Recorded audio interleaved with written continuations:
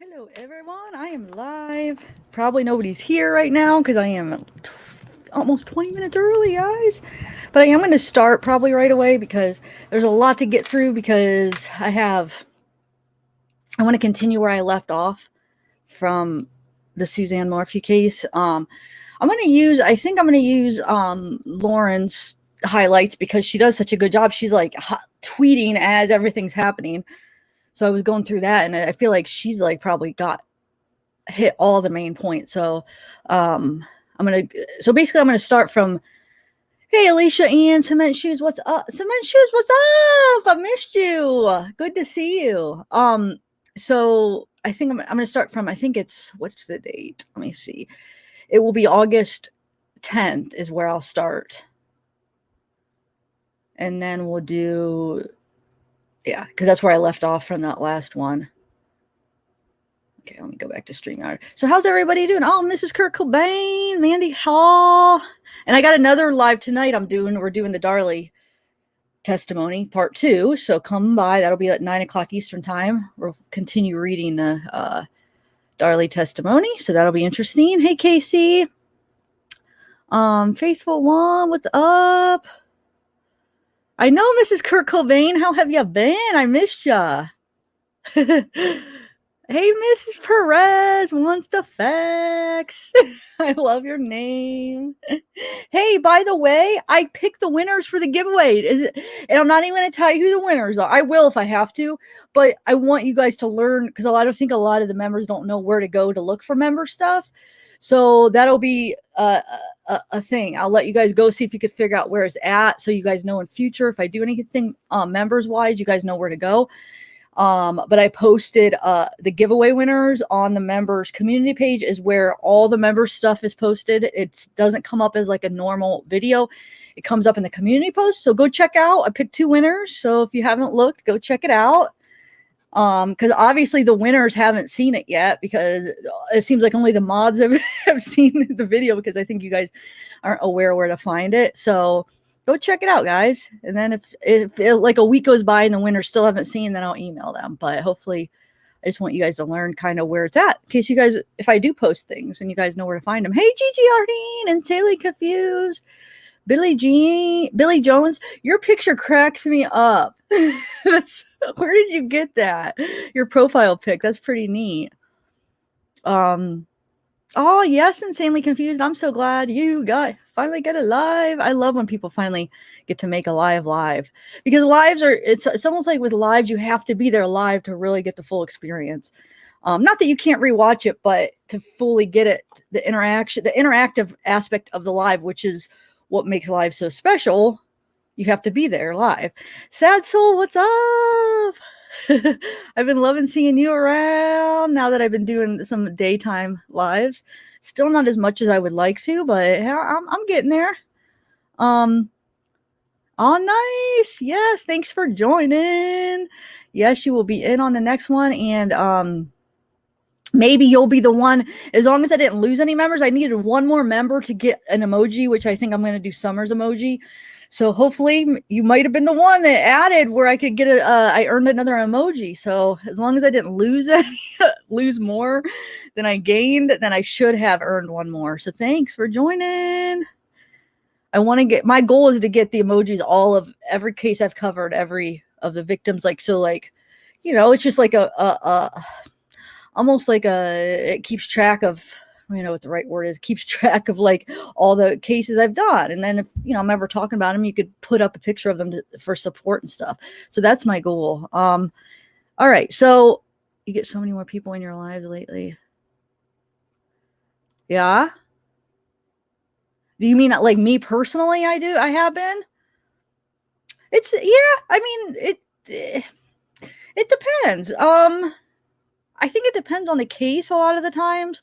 Like when we do the Darley ones, for some reason, we're trying to pick up traction with that because there could be a lot happening with that case because the Innocence Project is taking it. So like there might be something going on soon. And that one, we barely get anybody for some reason when we do Darley transcripts. And the Summer one, I haven't done a Summer Wells live in a long time, actually. It's been a couple weeks because I've been waiting to do a live. I've been doing videos, but not a live. Hey, Ian's ASMR Chenoweth. Okay, so hey, Mandy Hall, insanely confused. Y'all pray for Tennessee. We've had, oh yes, okay. Pray everybody, Tennessee. Okay, definitely. Oh wait, I missed it. Wait, your house was broken into? Oh wow. Oh my God. What is everybody okay? Were you home when it happened? That's wow, that has to be scary. Like, did you catch the person? Oh my gosh. I'm glad you're safe and okay, but wow. It's Christy Camp. It's Christy Camp. Hey. So, and I'm sure a lot of you guys following the case probably have been following Lauren, but sometimes, just to go through each of them and talk about it could bring a different aspect or a new aspect, or some of you guys might not have followed the whole thing as far as her Berry highlights and stuff. And there's a few videos on her Twitter that we might watch, with like the defense walking in and stuff, which is kind of interesting. Like they show them like all walking in with their suitcases. She has a picture of that. So I might start off with a couple videos and then that she has on her Twitter, and then we'll go through all the highlights. What do you guys think, though? Like those of you that have followed the highlights, and you guys already know, like most of the stuff that's been brought to the preliminary hearing, do you think that it's enough evidence? Do you think that the judge is going to find it basically satisfactory to go to trial, like enough evidence to go to trial, do you think? Or do you think there's a chance that he might not? And Pittsburgh, I'm representing Pittsburgh. Delana got me this mug and a while ago, and I'm drinking it. So I don't know. I guess maybe after we read through them all, because I haven't like actually read through them. I was waiting to read. I mean, I kind of skimmed and I was watching some of her live and stuff, but to actually go through everything, I'm going to see. Okay, so hey, Living Cure. Hey, Mr. Maverick, what's up? You better be by tonight. We're going to continue the Darley reading at like 9 Eastern time, which is what time your time, though? That's probably like, that's probably really late, right? Oh, I see. He'll go to trial, but he'll because I think he will, because imagine, and I know it's justice, but imagine like if the judge says there's not enough evidence. I mean, imagine the letdown of the public, the letdown of the family. Like, I don't know. I do think and plus I do think circumstantial evidence there is enough. And I feel like they've convicted people on less than that before, I feel like. But I mean, it's not always the case. Depends on the jury. But you're right, Mrs. Kurt Cobain. Then you have to see what the jury, because the jury is going to want to, try to be as fair as possible and take their, like most jury members probably take their job really seriously. And if they haven't met the burden of proof, I don't know. I'm not sure. I don't feel like it's like a slam dunk. Like, I don't feel like it's like 100% like, oh yeah, definitely. Like I have some doubt. I don't have doubt that he did it, but I have doubt that he will get charged in the end. Yes, I agree. All right, so let me share my screen real quick, guys.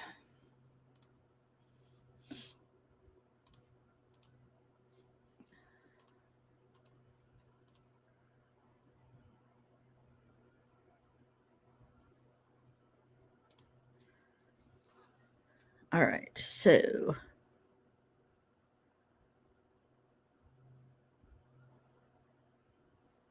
yeah, well then maybe they should have waited then. Oh wait, where did that go? But the fact is they charged it. I mean, they made that charge, so they can't wait till she's found out. I mean, they could have, but what if there's some people that are never found. Like he might have hit her really good, like, cause he has all that equipment. You would think they'd be able to trace him somehow to somewhere where they could find her.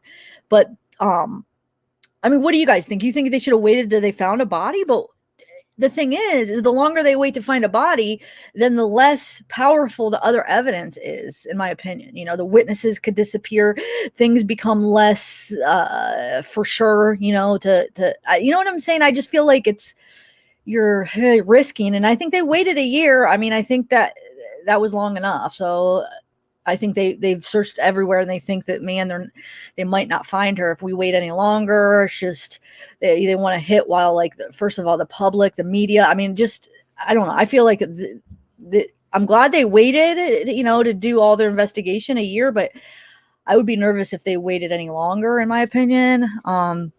But okay, so I know, Mystery Mavic, but it isn't impossible. It does happen all the time without a body. I mean, it does I shouldn't say all the time. It happens often that they do convict without a body, to be honest, though. I mean, we've seen it with who? Who am I thinking of? Oh my gosh, now I can't even think. But there's a lot of cases that they do. But you're right, it'll be harder. And without a blood, without this is the issue, real quick, before I start. They don't have a story to say how it happened. Like, a jury wants to hear, like, a narrative of what they think happened, like how the person died. Like, for instance, with Kaylee, hold on one second, real quick. Give me 1 minute, guys. I think my grandma's calling me.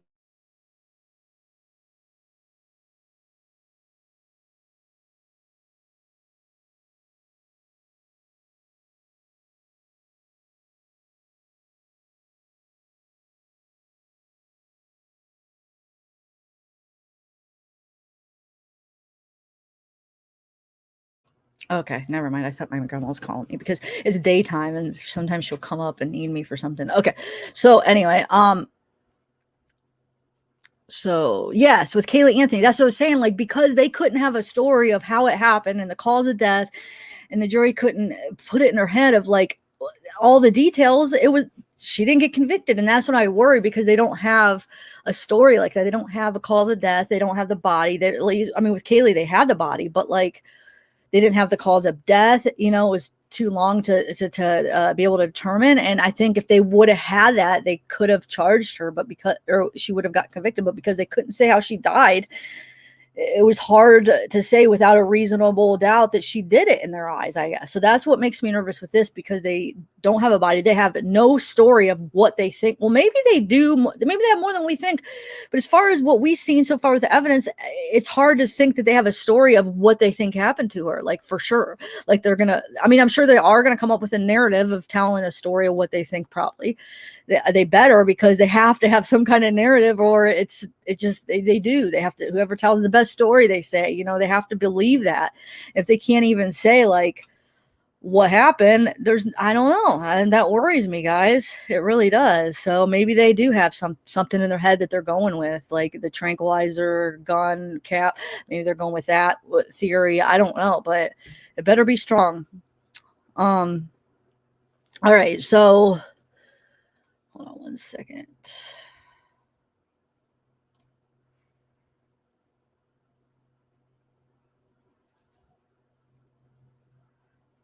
Well, actually, I'll just play as the videos come up in our Twitter. I'll play them. But besides that, I'm not going to go up through and then, you know what I'm saying? Like, 'cause she'll, like, post videos before, like, a couple of the days, but I'll play them as they come up. So let's start here. This is where I'm picking up of day 2 of, this would be like August 10th, last week or whatever, because that's kind of where I left off with last time, because I missed a day last time. The day I did it, I could have done the 2 days, but for some reason, I don't know, I wasn't thinking, and I only did the 1 day, so I didn't get to cover this day. So, and I think that's why I was confused, because some people were saying things, and I'm like, wait, where are you getting this from? And here's because I missed a whole day. But anyway, so, all right, so let's start here. We're just gonna try to get this bigger for us. Go through hers, because she has been doing a really good job with all the highlights. Okay. And so is there, like, the articles that they have, like, for that Fox has been putting out with the articles. They have, like, very detailed articles, which is good too. But this will be the most detailed, because it actually has a little bit more. Okay. So, wow, I can't even make it any bigger for some reason. That's as big as it's, I'm trying, but that's as big as it's letting me get it, guys. Well, I'm going to read it, so hopefully you guys could. Understand. Why did it not let me do bigger? Huh. Might have been maxed out on the... Oh, there we go. There we go. I got it. I got it. Yes. Okay. There we go. All right. So let's just start here. So like I said, I'm starting with the day 2 preliminary hearing is about to begin. And Chaffee, right? I don't know why I always want to say Chaffee. Chaffee County Court. We have been all seated waiting on Judge and Barry and Morphew. I don't need these right now until I play if there's a video. And okay. So Agent Harris said that Suzanne Morphew would use Find My Phone app and track Barry Morphew. He would sometimes put his phone on airplane mode to avoid this. March 10th, investigators tell Barry a little about Suzanne Morphew affair. Barry also asked investigators about missing money from the safe after the search warrant. About 20 messages between Jeff Liebler and Suzanne Morphew were exchanged on April 22nd, 2020. Agent Harris is asking for his binder that has all of the text messages to reference. These specific messages were not spoken about yesterday. Text message between Jeff and Suzanne the morning of April 21st. Eaton had the date wrong. The text message said, I want to be with you. I can only be me with you. I love you. I need you. Aw. Attorney Eaton is now speaking about an interview with Barry and investigators in January. She claims that Suzanne said on the spy pen that 80% of the arguments with Barry were about money. And it sucks because, you know, he was the one making the money, right? So, like, he's controlling that. He's probably controlling her through that, you know. She has to depend on him because he has all the money. Because didn't she did work, but then she quit, right? If I'm remembering right, but correct me if I'm wrong. But if not, then I take that back. But I'm pretty sure she ended up quitting her job, right? So then he controlled all of that aspect, which really sucks for her when he's such a narcissist. Or I know I'm throwing that term out loosely, but when he's just such a Barry, whatever you want to call him, just the way he is. And he might very well be a narcissist. I don't know. I mean, I've heard people say that, but I'm just saying that like really loosely because he's just a jerk. But anyway, wow, I obviously need more coffee. My apologies. Judge Patrick Murphy is in the courtroom. Judge Patrick Murphy is in the courtroom for the second day for Barry Morphew preliminary hearing. So Barry sent messages to Suzanne. I promise you, you are wrong about all the crazy thoughts about me. Why would I want another? Only a fool would stray from an angel like you. Oh, please. Ugh. On May 6th, text message from Suzanne to Barry said, I'm done. I could care less about what you've been up to for years. We need to figure this out civilly. Attorney Eaton is asking Agent Harris about what Miles Harvey had told investigators about Barry Morphew and Suzanne Morphew's marriage and not being perfect. Miles said he was a workaholic and wasn't home enough. Didn't hear that Barry was physically abusive. Okay. So Miles, remember, Miles is one of his daughter's boyfriends. I get confused, Macy and Mallory, which one is which. I don't know why. I'm always confused. I get it situated in my head, and then the next day I'm like, wait, which one is which? But Miles is one of the boyfriends. But so he's basically saying that Miles had told the investigator about the marriage not being perfect, saying that, you know, Barry was a workaholic, but he didn't say anything about Barry being physically abusive, which I don't think the kids knew that about Barry. I don't think that he ever did anything in front of the kids, so they wouldn't have been aware. So Miles wouldn't have been aware that he was if he was physically abusive, you know. On May 9th, Suzanne Morphew tells Liebler that she had a fine night, got pizza, looked at homes, and talked about Arizona. Suzanne continues to text message Liebler a lot of the day. At 4:43 p.m., Suzanne tells Barry she's been studying all afternoon and she has veggie stew on for dinner. Let me take a sip of this. So that's... Wait, what was she studying for? Forgive me, guys, because like I said, this wasn't a case that I got into really deep like some of my cases, so I might not be aware of all the little details, but can you guys remind... Was she going back to school for something? I didn't know. Let me see if anybody answered about her working too.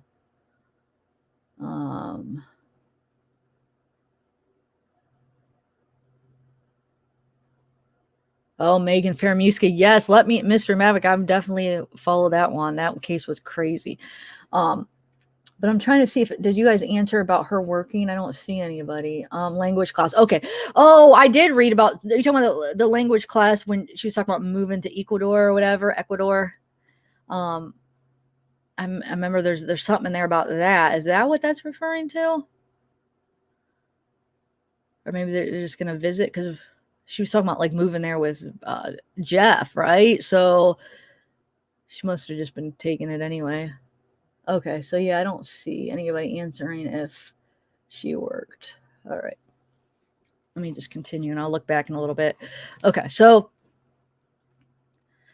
yeah, on May 7th at 7:25 a.m., Suzanne messaged Liebler about how magical the last few days have been. Agent Harris is checking his binder to find the exact messages Miss Eaton is referring to.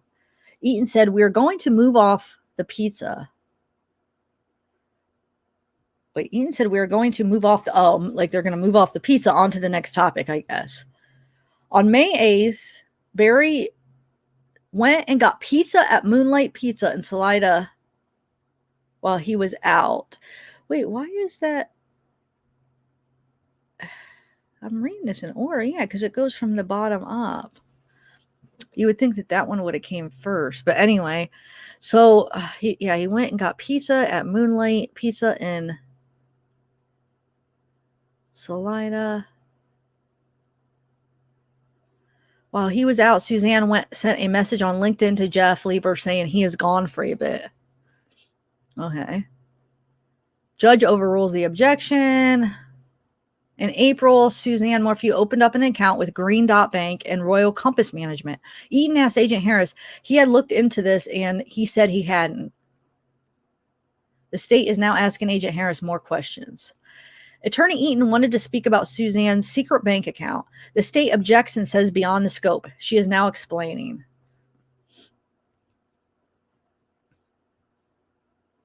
The defense was very upset about this. They then spoke to the judge. So, Celeb Jihad is a nude celebrity website with photos and videos brought to people daily by Islamic extremists, according to their website. The state is now asking Harris about Barry's phone. There was some deleted dating web history, such as Ashley Madison. When this was said, Barry sat up in his chair. Ooh, got his attention, huh?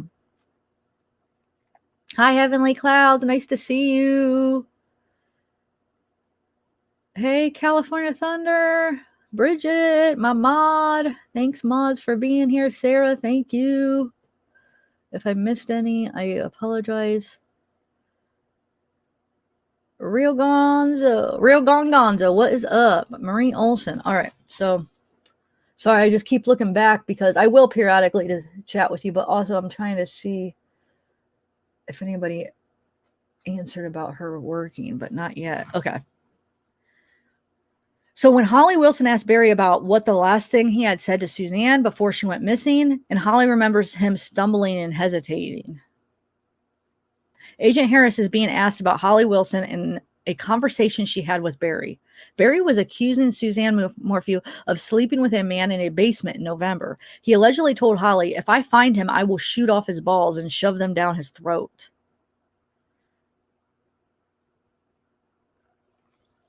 Wait, who's Holly now? Like I said, I apologize that I don't know everything, but can you guys let me know who's Holly?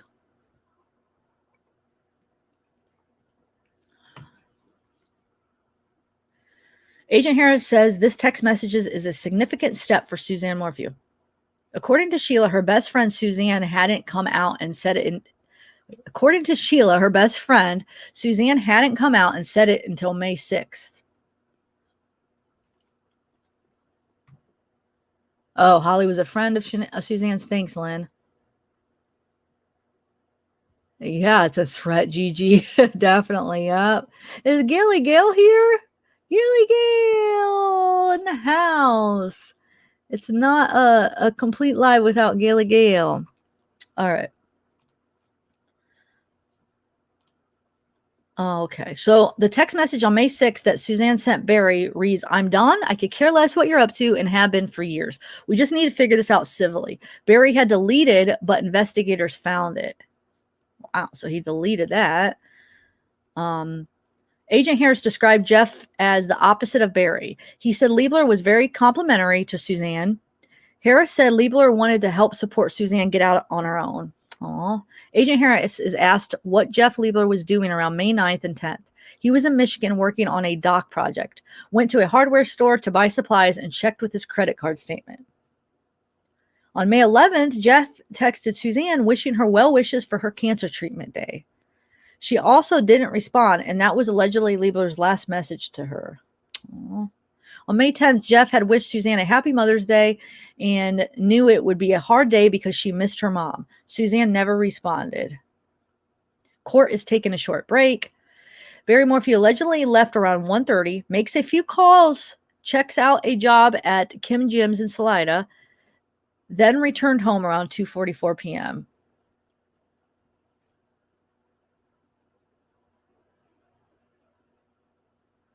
So that was... Well, what day, though? On May 9th, the telematics of his truck and phone were correlating with what Barry was saying. He went to Tailwind's property around 11, then went home around 11:30 a.m. to eat veggie soup with Suzanne. Okay. Back from break. Looks like the next witness will be former FBI agent John Grusing. Barry's preliminary hearing. This is the third witness to take the stand. When Barry Morphew got home, Suzanne was sunbathing and sending pictures of herself to Jeff. At 2:11, Suzanne told Jeff to get on WhatsApp. She messaged him on LinkedIn. Exhibit 59. A picture of Suzanne Morphew sunbathing is shown in the courtroom. She is smiling and laying on her front. It is a selfie. The daughters are crying in the courtroom as they see the photo for the first time. Barry's phone data tells Agent Grusing that he is moving around the Morphew home. Morphew allegedly confirmed this to Agent Grusing. This is May 9th, the day before Suzanne Morphew was reported missing.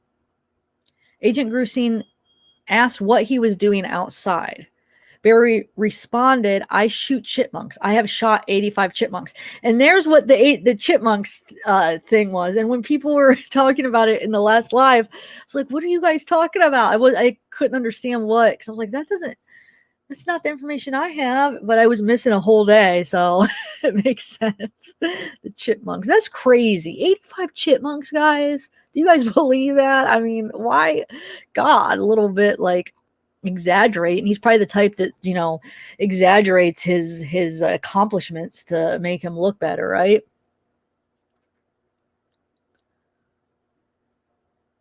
Oh, I keep forgetting, Sarah, that you are in Colorado. Have you ever thought going to any of this or the trial or anything? It might be if they go to trial, to go, it's probably going to be a few weeks, but take a little week off or something and go. I don't know unless if it's short enough where you could actually just drive there every day. Hey, Cherry Metha, Libra in the house. What's up, Libra? Thanks for coming. All right. Thank you, mods. You should, Sarah, if you have the time and you're able to. But if you work like during the day, that would be hard because it's going to be during the day. So you'd have to, unless you want to use your vacation or whatever. But it would definitely be interesting. You could be our live inside. You could text us the updates and we could have it. I don't know if you were really if you're really into this case enough where it's something that you would want to. I'm not sure, but yeah. All right, so let's see. So Agent Grusing mentions a tranquilizer dart cap found in the dryer. He also asked Barry about what gun he used. He said a 22. Barry's phone was turned into airplane mode. His truck doesn't move from 2:44 until 4:44 p.m. on May 9th. At 4:44, truck door opens and closes. Barry's truck door opens and closes. At 9:25 p.m., the gear shift goes from park to reverse and moves backwards in the driveway 95 feet at the Morphew home off the Puma Pass in Maysville, Colorado. So how did he explain that? Wonder what he... At 5:33, truck said power was removed and system reboot. What? At 10:17 on May 9th, Barry's phone is taken off airplane mode, and it was at the home at 3:25 a.m. Barry's truck doors were open and closed.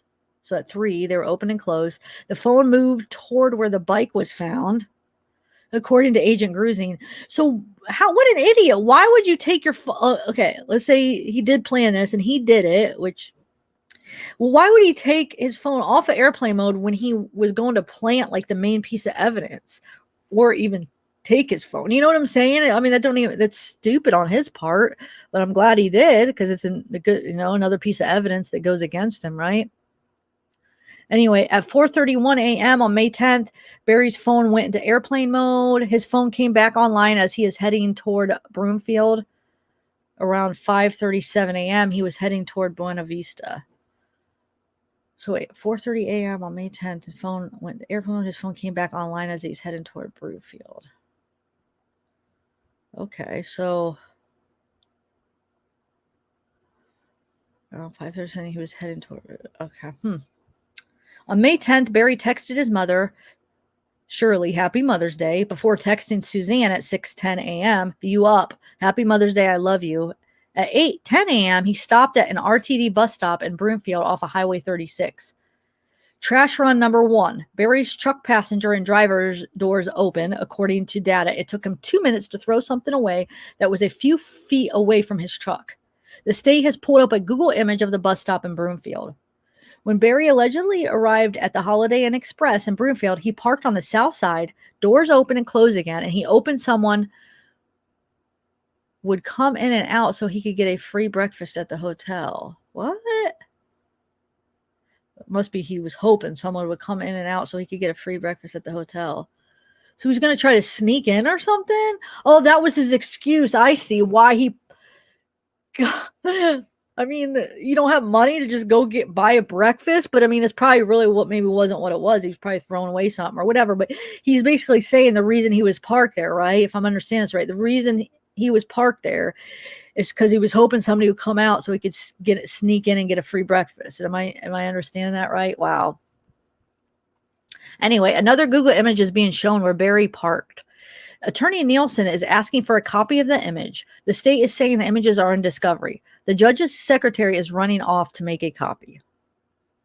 Trash run number 3. At 9:12 a.m., Barry leaves the hotel, goes up and around the work site, never parks, then goes to McDonald's in Broomfield, throws items away here. He is seen pushing trash down into the trash can with both hands, according to the surveillance video.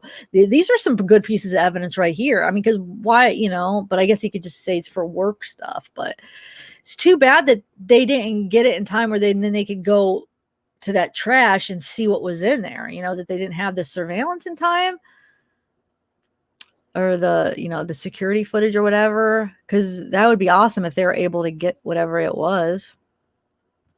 But this is another thing you guys were bringing up in the last live about the trash runs, and I was a little confused because I hadn't seen it yet. I'm like, wait, what are you guys talking about? And I don't know, but it all makes sense now, so sorry.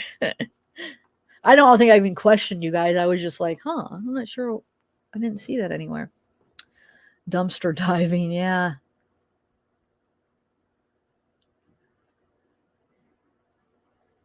Oh, Morky, don't blame me now. No, I'm just joking. All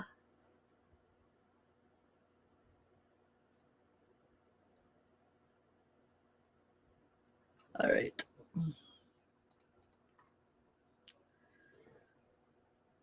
Oh, here, let's see. Libra says, Sarah, they have a limited amount of seats slated for the public. You would have to get there super early and line up first, come first serve. These last days, people were there at 3 a.m. Oh, okay, Libra. That makes sense, I guess. Probably have to like camp out, how they do for like tickets. Well, they used to do for tickets the old school way. Now it's online. So it's just like, first one online, I feel like probably is more so for tickets. I don't know. Do you think they still do that for like concert tickets where it is like physical? Or remember, like people would camp out like the night before, or 2 nights before, and so they had their spot in line. Anyway, Barry said that there were holes in the boots but the laces were good, so he wanted to take them to the room and remove the laces and then trash the boots.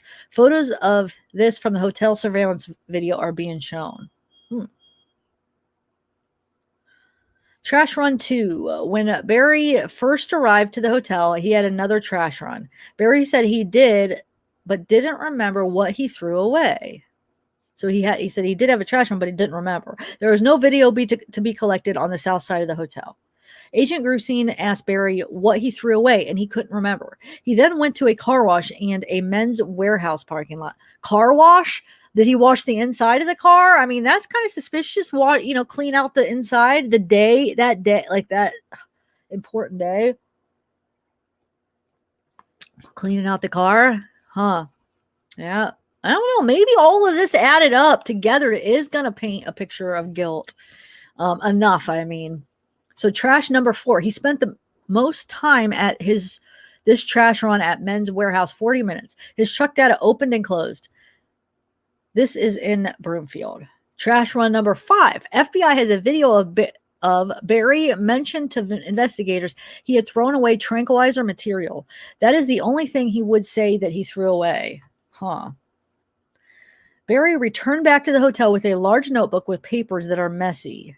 Then left the hotel 20 minutes later with the notebook in hand, with papers neat in hand. He also changed shirts into a gray t-shirt. Okay. Barry went to the Broomfield wall and did 11 to 15 minutes of work. Removed blocks from the retaining wall. This job was for Garrett Construction. The company told Agent Grusine that the job would need a bobcat. Agent Grusine mentioned that Barry, as well as Garrett Construction Company, knew that they couldn't work on Sunday in the city of Broomfield. At 12:06 p.m., Barry calls his daughter, Mallory.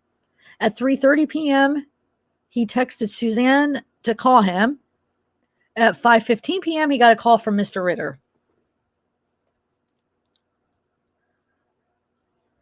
At 12:27 p.m., Barry is seen on hotel surveillance moving 2 bags to a dumpster, throwing away a bag that you can see camo coat and a tree container.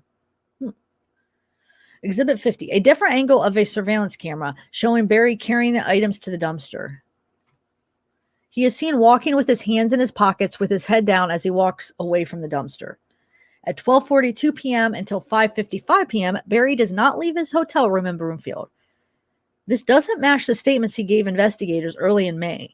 He claimed he had been working at the wall. At 5:55 p.m., Barry has changed shirts again as he leaves the hotel room. Agent Grusine said Barry wouldn't say what he did in the hotel room. He mentioned watching Fox News and a basketball show. This story changed according to Agent Grusine. Early in May, he said he worked at the job site, and in April amended his statement to watching Fox News.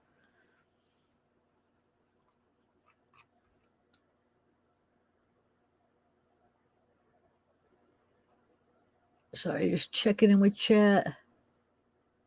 Yes, that's why this has a lot of similarities to that case. The photos do this. Like when I'm reading some of this stuff, it's reminded me of that case, like the trips to the dumpster and the cleaning the car and what else, not having a body. And so there are a lot of similarities.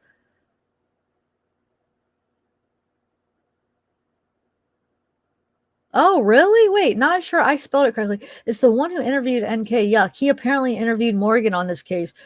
Oh, really, Marky? I did not even know that. That's interesting. Wow. Thanks for letting me know. I did not know that. Oh, thanks. You guys make me smile too.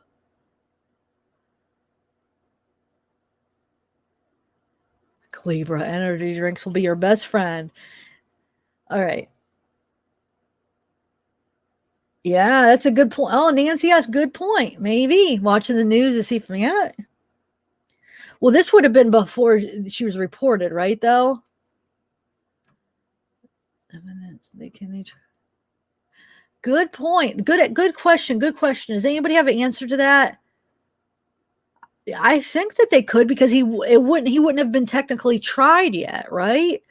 So you can only try somebody once, but if it doesn't make it to the trial, then it wouldn't be like that they've done it yet, right? I mean, I don't know for sure, but in my opinion, I would think no. Yeah, I would think they could go back again. And it's definitely not a stupid question at all, because it's a very good question. I don't know. Does anybody know for sure? Like I said, I would guess that, yeah, they could, as long as it doesn't go to trial. If obviously, if it go to trial and he's found not guilty, then they can't try him again. But yeah, I would think that they would. Does anybody know around here? Any people?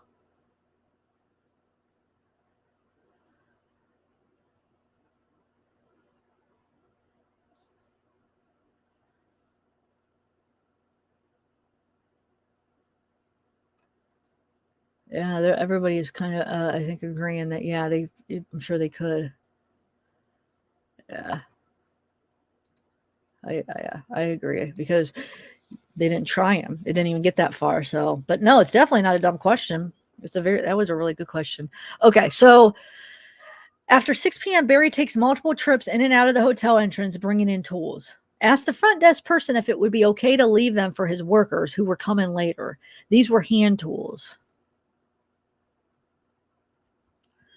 Court will take a lunch break until 1:30 p.m. Back from lunch, Agent Johnny Grusing is still on the stand. On May 8th at 9:28 a.m., Suzanne sent a text to her sister Melinda saying that Barry was abrasive and abusive. There you go. You're not going to lie to your sister. Like, I mean, you know what I'm saying? That's not something that you would make up when you're confiding in somebody about, like, your sister about that. Like, no, I definitely agree, or I definitely believe her.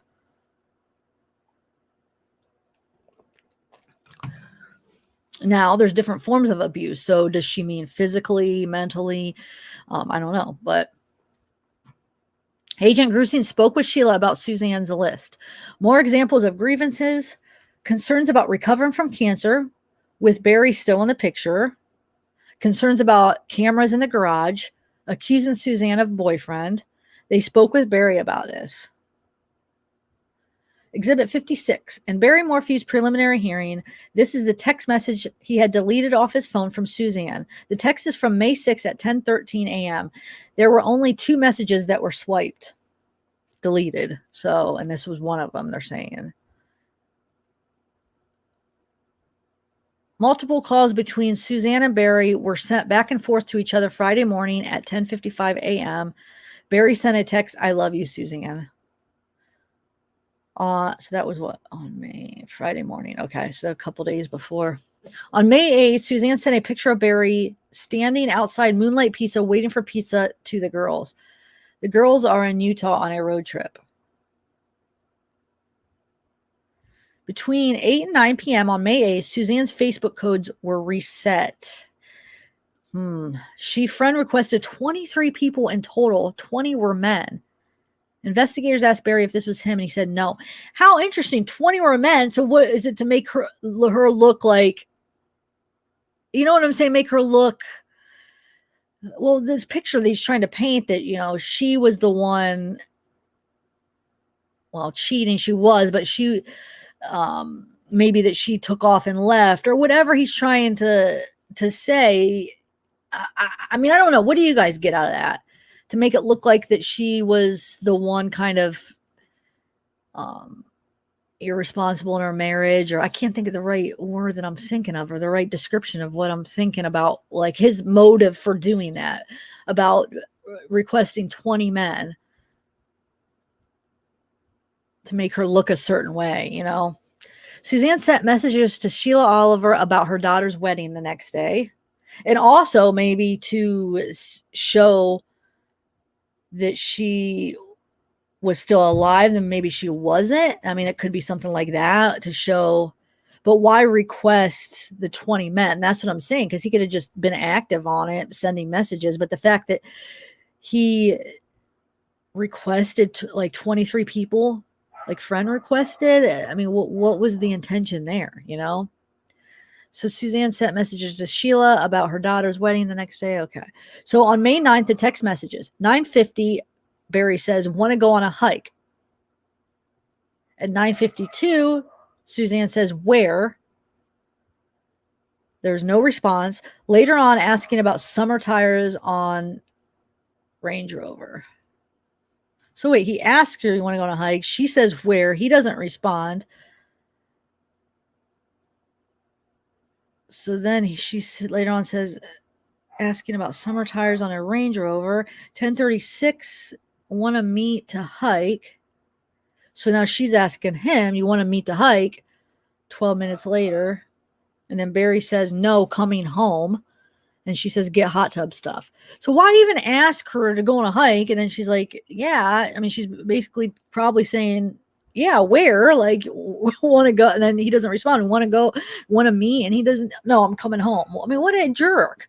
Like, that's just, it's not, that's weird. It's just a jerk like attitude there. Just, I don't know. I don't like that. So Exhibit 60 is being showed. It is a Google map of where the helmet and bike was found versus where the home is on Puma Path. Suzanne's helmet was 50 feet from the road. Liebler advised Suzanne to have contact info in the helmet in case of a crash. The picture is the last proof of life of Suzanne Morphew. Barry looked at the photo and allegedly told investigators she looked drunk. Described her eyes as drunk eyes. It would take the edge off for the night. Oh my God. Barry left the home around 1:38 p.m. Suzanne sent a message to Liebler saying, guess who is alone again at 2:03. Picture was set sunbathing. Investigators. So wait. When was this? Okay. When was this day? This was the Saturday, right? Or is this the Sunday? So now I feel like this is a stupid question. But for some reason, I don't know why I'm getting confused in my head sometimes when they're talking about the 8th or basically the Saturday compared to the Sunday. So that last picture, was that the day before Mother's Day or was that actually Sunday? That's what I thought, Saturday. Okay. So I was having it pretty much right in my head. Because Sunday, that's why people, okay. So that's why, because people aren't sure if like maybe she was alive or when did she really go missing? Did he do something to her Saturday sometime or was it really Sunday, right?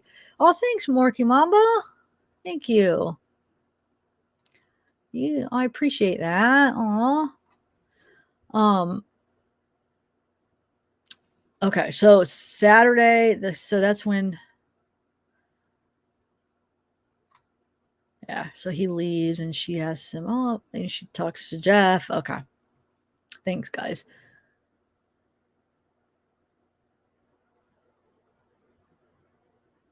Catherine.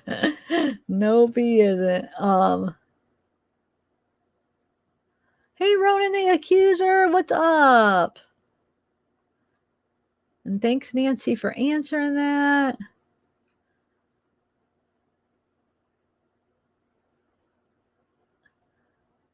All right.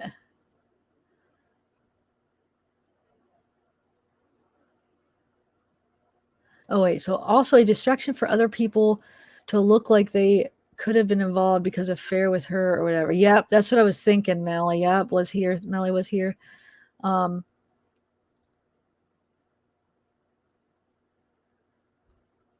The Durst case. That I love that case. I was going to cover like last year because I really got into it. I watched that documentary. I watched the that's a freaking interesting case right there. And I never, for some reason, I got distracted or somehow off track, and I never did videos on that. But I definitely wanted to cover that case. I guess I still can. It's very interesting. That guy is a freaking psychopath, I think. Is Diana right in the house? Diana, yay! What's up? I see you. Barry was looking for that boyfriend. Oh, mate, you're right. Oh, I didn't even look at it like that. What if he was going to try to figure out who it was, But wow, no, wait, though. But he just friend request. You would think he would just go through her regular friends then. I don't know. Who knows what his freaking intention was? But nice to see you. All right. Yes, thank you, Nancy.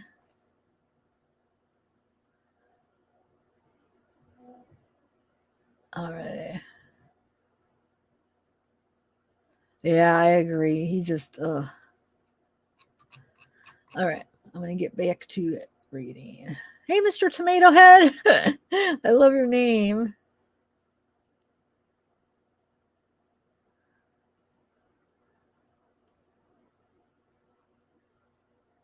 All right, let's continue. Oh, I'm trying to. Okay, there we go. All right, so where are we at? Barry left a home around 1:38. Sent. Oh yeah. So Suzanne sent a message to Jeff. Guess who's alone again? At 2:03, picture was sent sunbathing. Investigators' last interview with Barry were April 5th and April 22nd. The judge has asked multiple times in court to keep masks on while inside the courtroom.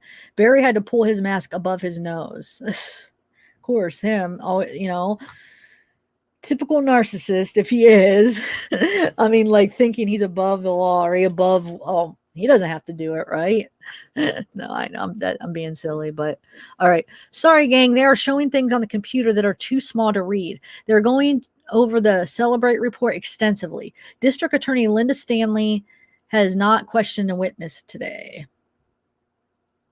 Defense Exhibit JKILM, Google Maps around the Morphew home off Puma Path in Maysville with push pins on them. Nielsen again is speaking about the distance between these points, referring to Barry's phone. Nielsen says this shows he had to have been moving through walls. Wait, so let me see here. Speaking about the distance between these points, referring. So how? But then, how did that work? Listen again, it's speaking about the distance between these points, referring to Barry. Shows he had been. I don't know. Anyway, attorney Drew Nielsen is now questioning Agent Grusing. They are looking at Barry's phone records, proving that Barry called Suzanne as he drove home from Broomfield. No answer. Agent Grusing said he isn't too familiar with this program that the defense is sharing. He said this isn't what they use. They use another program and knows what this program is, but not really how to read the data. Defense Exhibit XXX, another copy of Celebrate report. Nielsen is speaking about the precision value of this data, more up-to-date program. The state is objecting this foundation because the exhibit doesn't say whose phone the data came from or a number.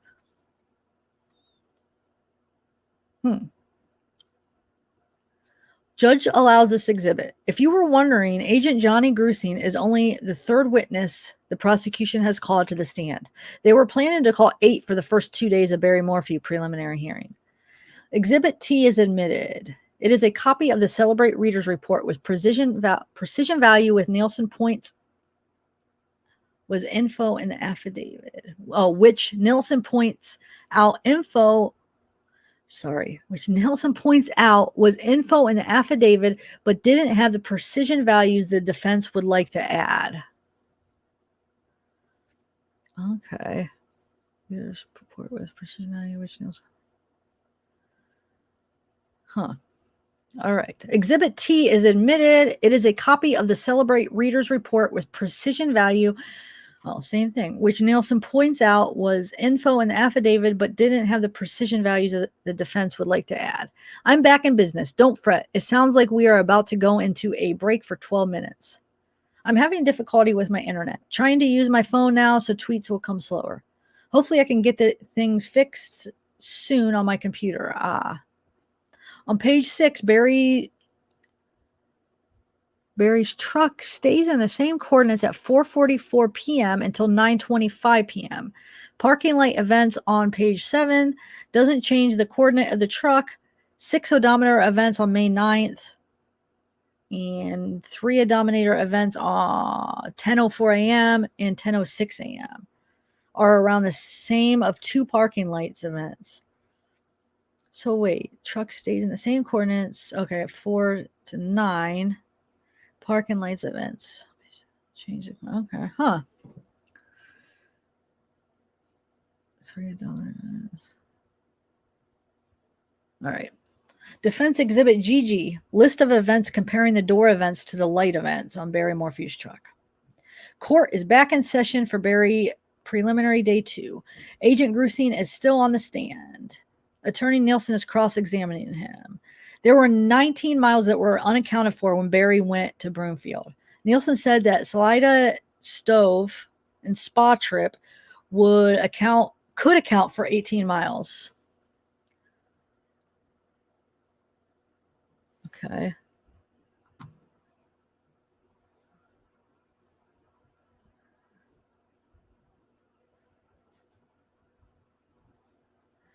Barry had a convo with Janelle and Colton Nabel at the store. According to Nielsen, so who is Janelle and Colton?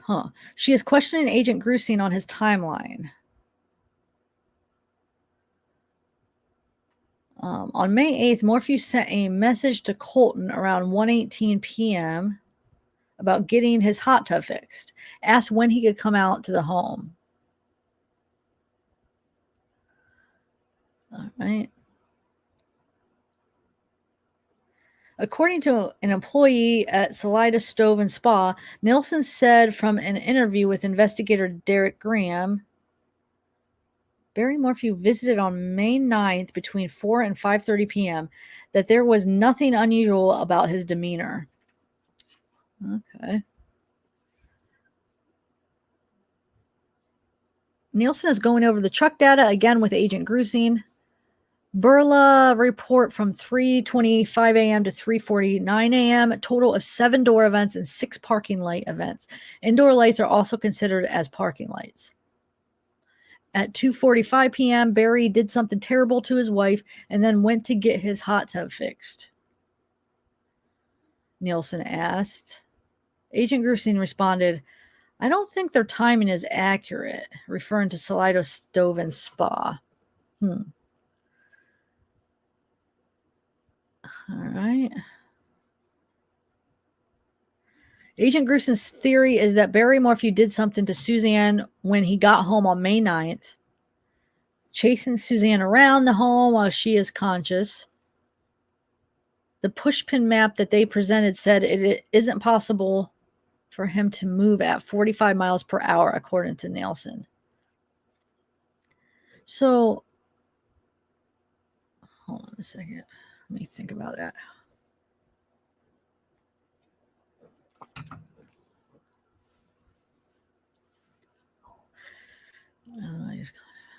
Okay. Also, Suzanne's phone made an outgoing call at 2:53 a.m. of May 10th. That was a half an hour before the door event occurred on Barry Morphew's truck. Wait, who was the outgoing call to again? Does it say? Now, Nielsen is going over phone data of Suzanne and Barry. According to the CAS report, an incoming call at 12:02 a.m. and an outgoing call at 2:17 a.m. on May 9th. Barry doesn't have a call until a little after 6 a.m. All right.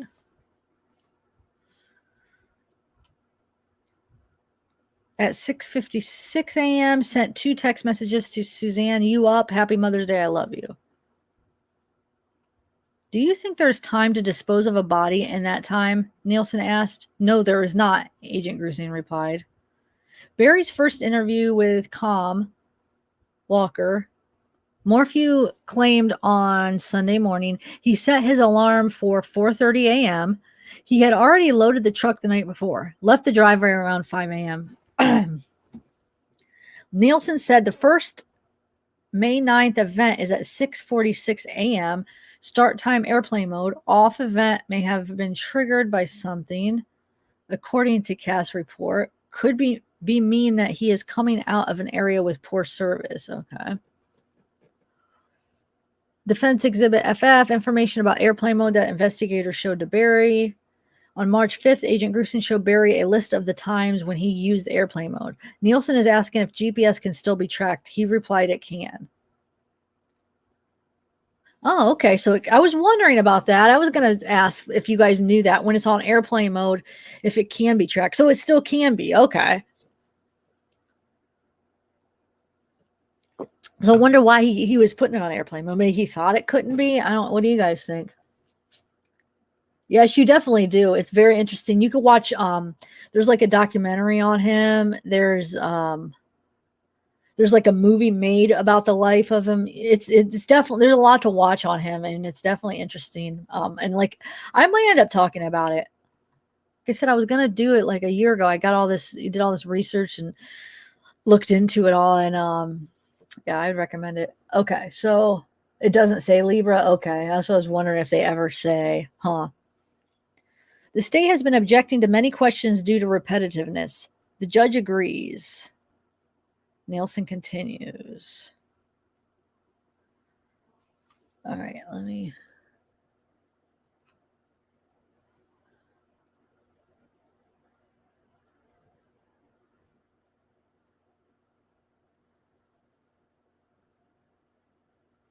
Oh, I'm just seeing what you guys. If I missed anything that. I think he. Hey, let's see. Insanely confused. I think he's trying to point the picture or paint the picture that he could have been. That it could have been any of these Facebook men that she had added. Okay. That's a bit.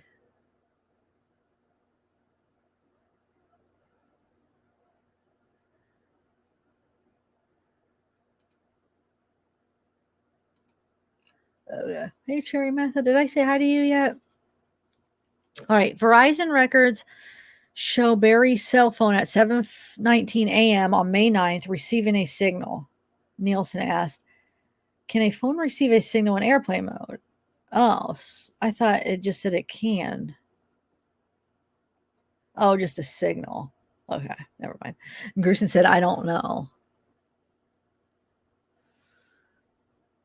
Okay, wait. Now, why do I keep getting confused? Please don't make fun of me. But so May 9th, May 10th is the Mother's Day, right? And May 9th is the Saturday, right? Why is it? I keep, like, as I'm reading things, I keep, like, I don't know why it keeps confusing me. I know, like, the last picture and stuff you said was Saturday, but that's May 9th, right? So Saturday, let me just write this down. So the next, I have it right here. So Sunday is May 10th, right? Okay, Sunday's May 10th.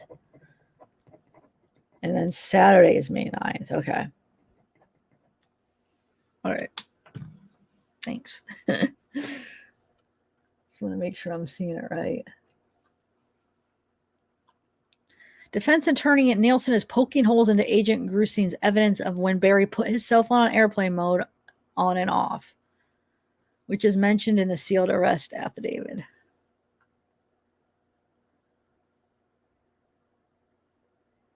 Maybe that's why I keep getting confused, because they're not. I think what it does, I don't know. I'm not familiar with Twitter. Like you can see, I'm not following anybody. I don't think anybody's following me because I don't really use it. This is probably like the second time I've used it. I only use it like for cases, like if I want to, like right now, like look into something like this. And I think I used it for one other thing to look in. So what I'm thinking is maybe when you like do a certain amount of tweets, it's just in chunks. Like that'll be in order. And then the next, I don't know how to explain this, but like for instance, that Chris Watts, the Discovery, when they were showing like the maps, how it was like, I don't even know how to explain it, but I think that's what's going on here. So it is in order from what it's on her page, but sometimes it's out of order because of how it works, right?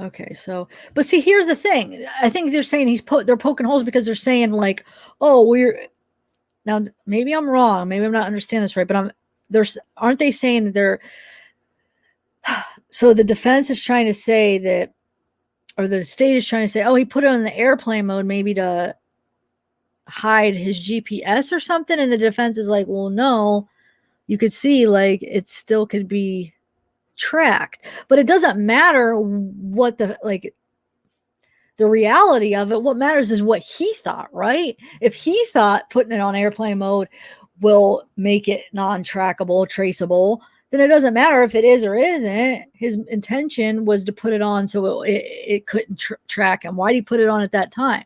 It matters what he was thinking, right? But isn't that what they're trying to say here? Or am I reading this wrong about the airplane mode thing?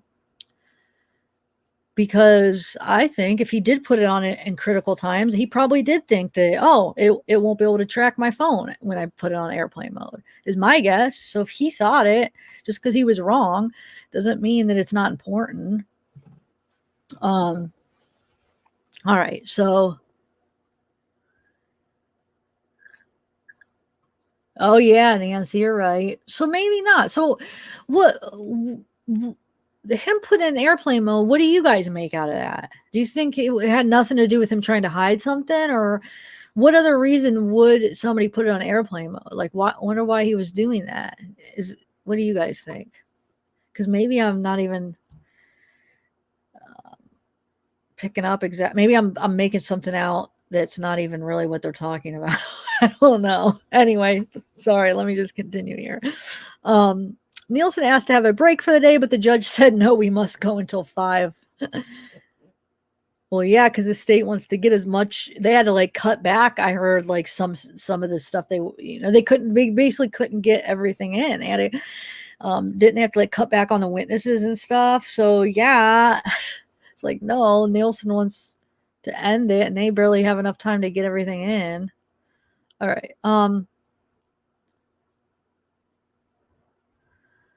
So on Saturday, May 9th, his bobcat was very active. I have to go outside for my live shot on Fox 21. The bobcat, also called skidster.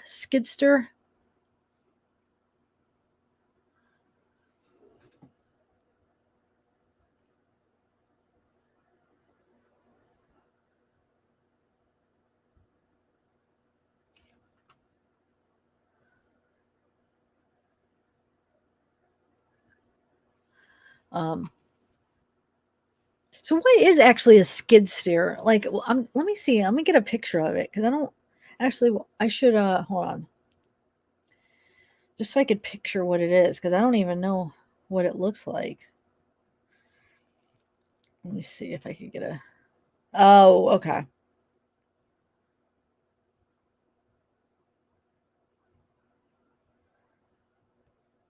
All right, hold on 1 second, guys. I'm gonna. 1 second. 1 second.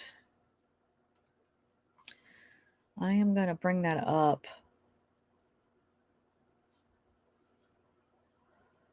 So we could look at it.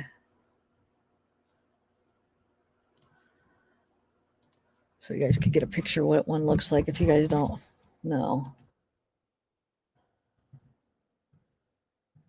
I didn't know exactly what it was. I mean, I kind of knew, but not really, what it actually looked like, just to make sure. It was kind of what I was picturing, but just so this, these things.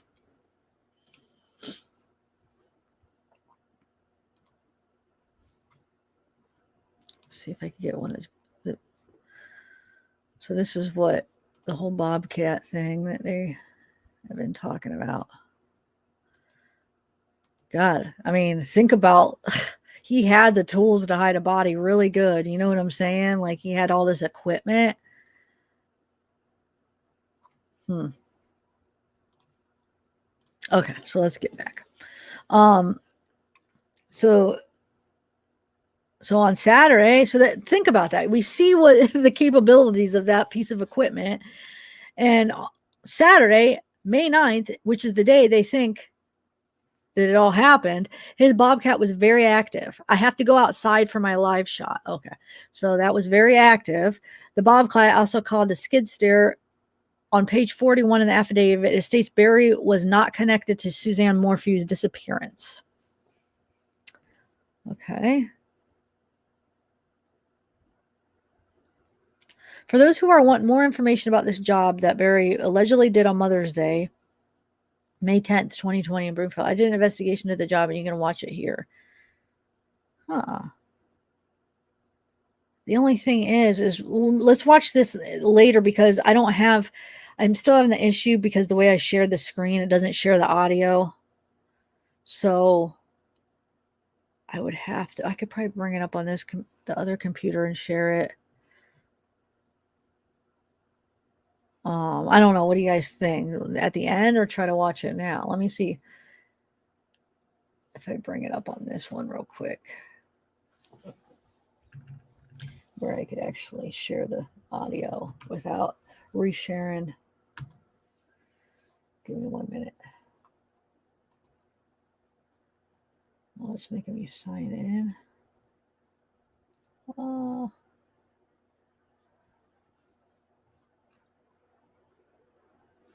No.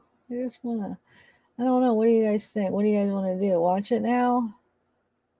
I'm like debating if we watch it now since we're talking about it now, or let me see how long it is too. All right, log in. Oh, cool. It logged me right in, didn't it? No, it didn't. Well, maybe I don't even have to be logged in. Hold on, guys. I don't know how this works completely.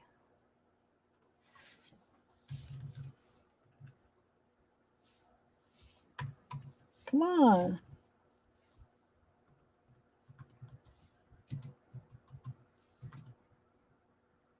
Oh, there it is. Okay, let's see. Let's scroll down to that part. And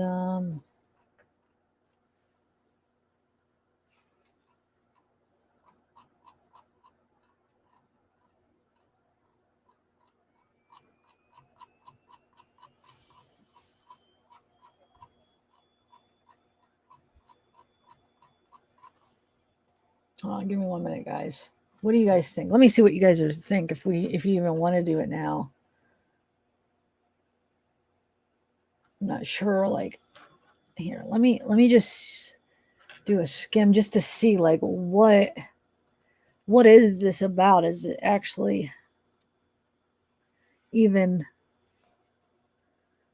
worth watching? Let me see. Hold on. And then if it is, I'll just share it from here. Let's see real quick. And we'll see how long it is.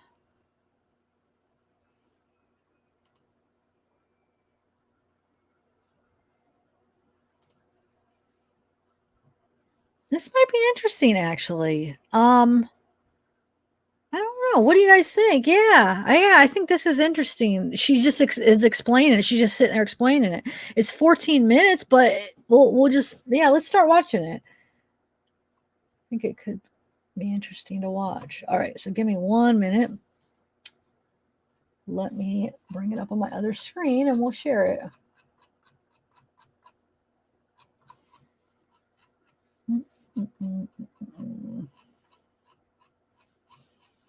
Come on, where are ya?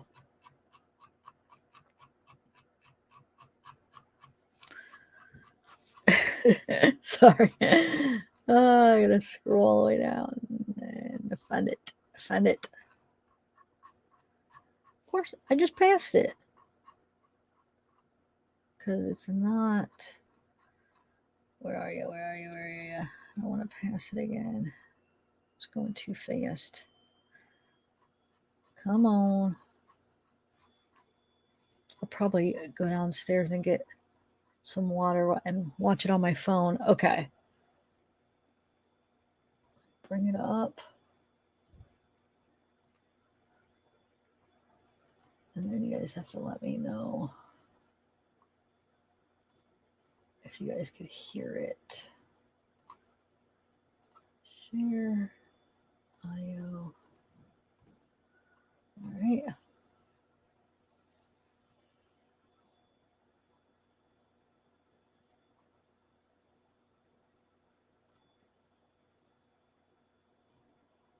Okay, let's do this.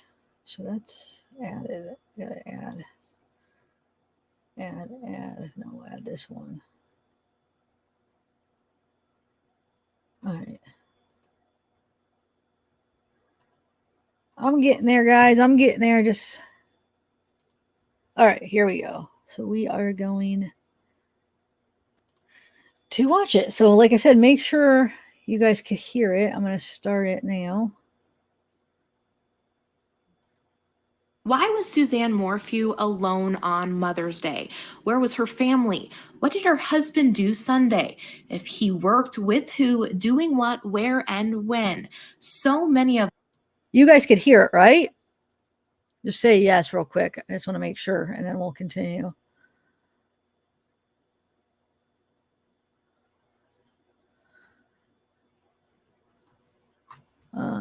Yes. Okay. All right. Let's continue. us have wondered this. I'm Lauren Sharp, and I have new information that I'm ready to share. Oh, shoot. Hold on. We can't have this music. I don't know. I just get nervous. Hold on. I'll wait till this passes. All right.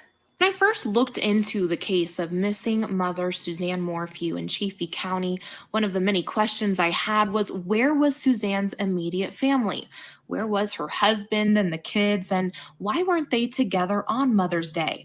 Suzanne's daughters, I was told, were on a camping trip out of state and left Wednesday.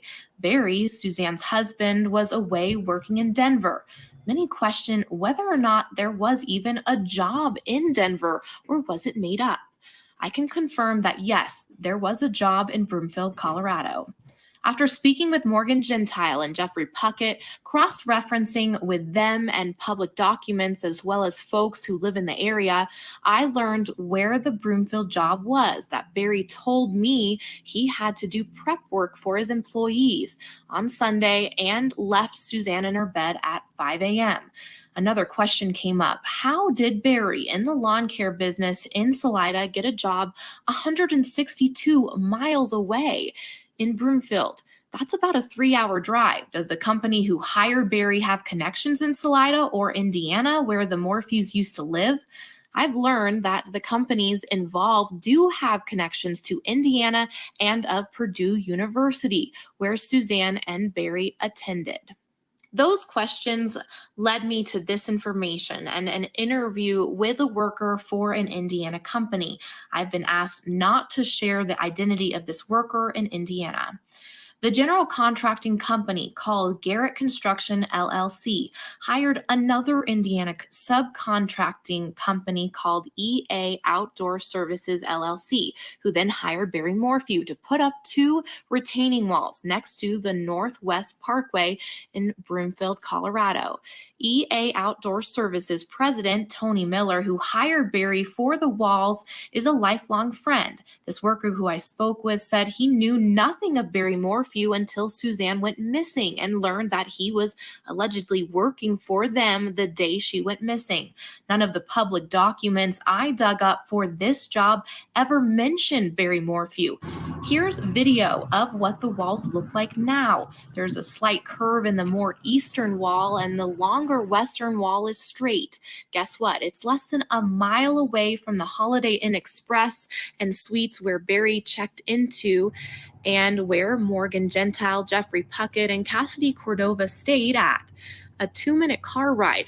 I know you're probably wondering if there's any surveillance cameras in the area facing the wall. I looked, there isn't. After digging through the public documents, I've learned that the wall work was first worked on by Barry's crew in October of 2019 by Cassidy Cordova and Cody Cox. The worker I spoke with mentioned that Barry didn't do work on this original project, he just delegated the work. He also said after they completed the job that the walls needed to be fixed. Quote, "It was horrible. They did a miserable job like kids did it." Morgan also admitted this to me about the eastern wall, that it was crooked and that they came to redo it that Mother's Day. Also, there were revisions to that wall filed on April 7th, so they had to straighten the wall out and add more blocks to make the wall taller and extend it.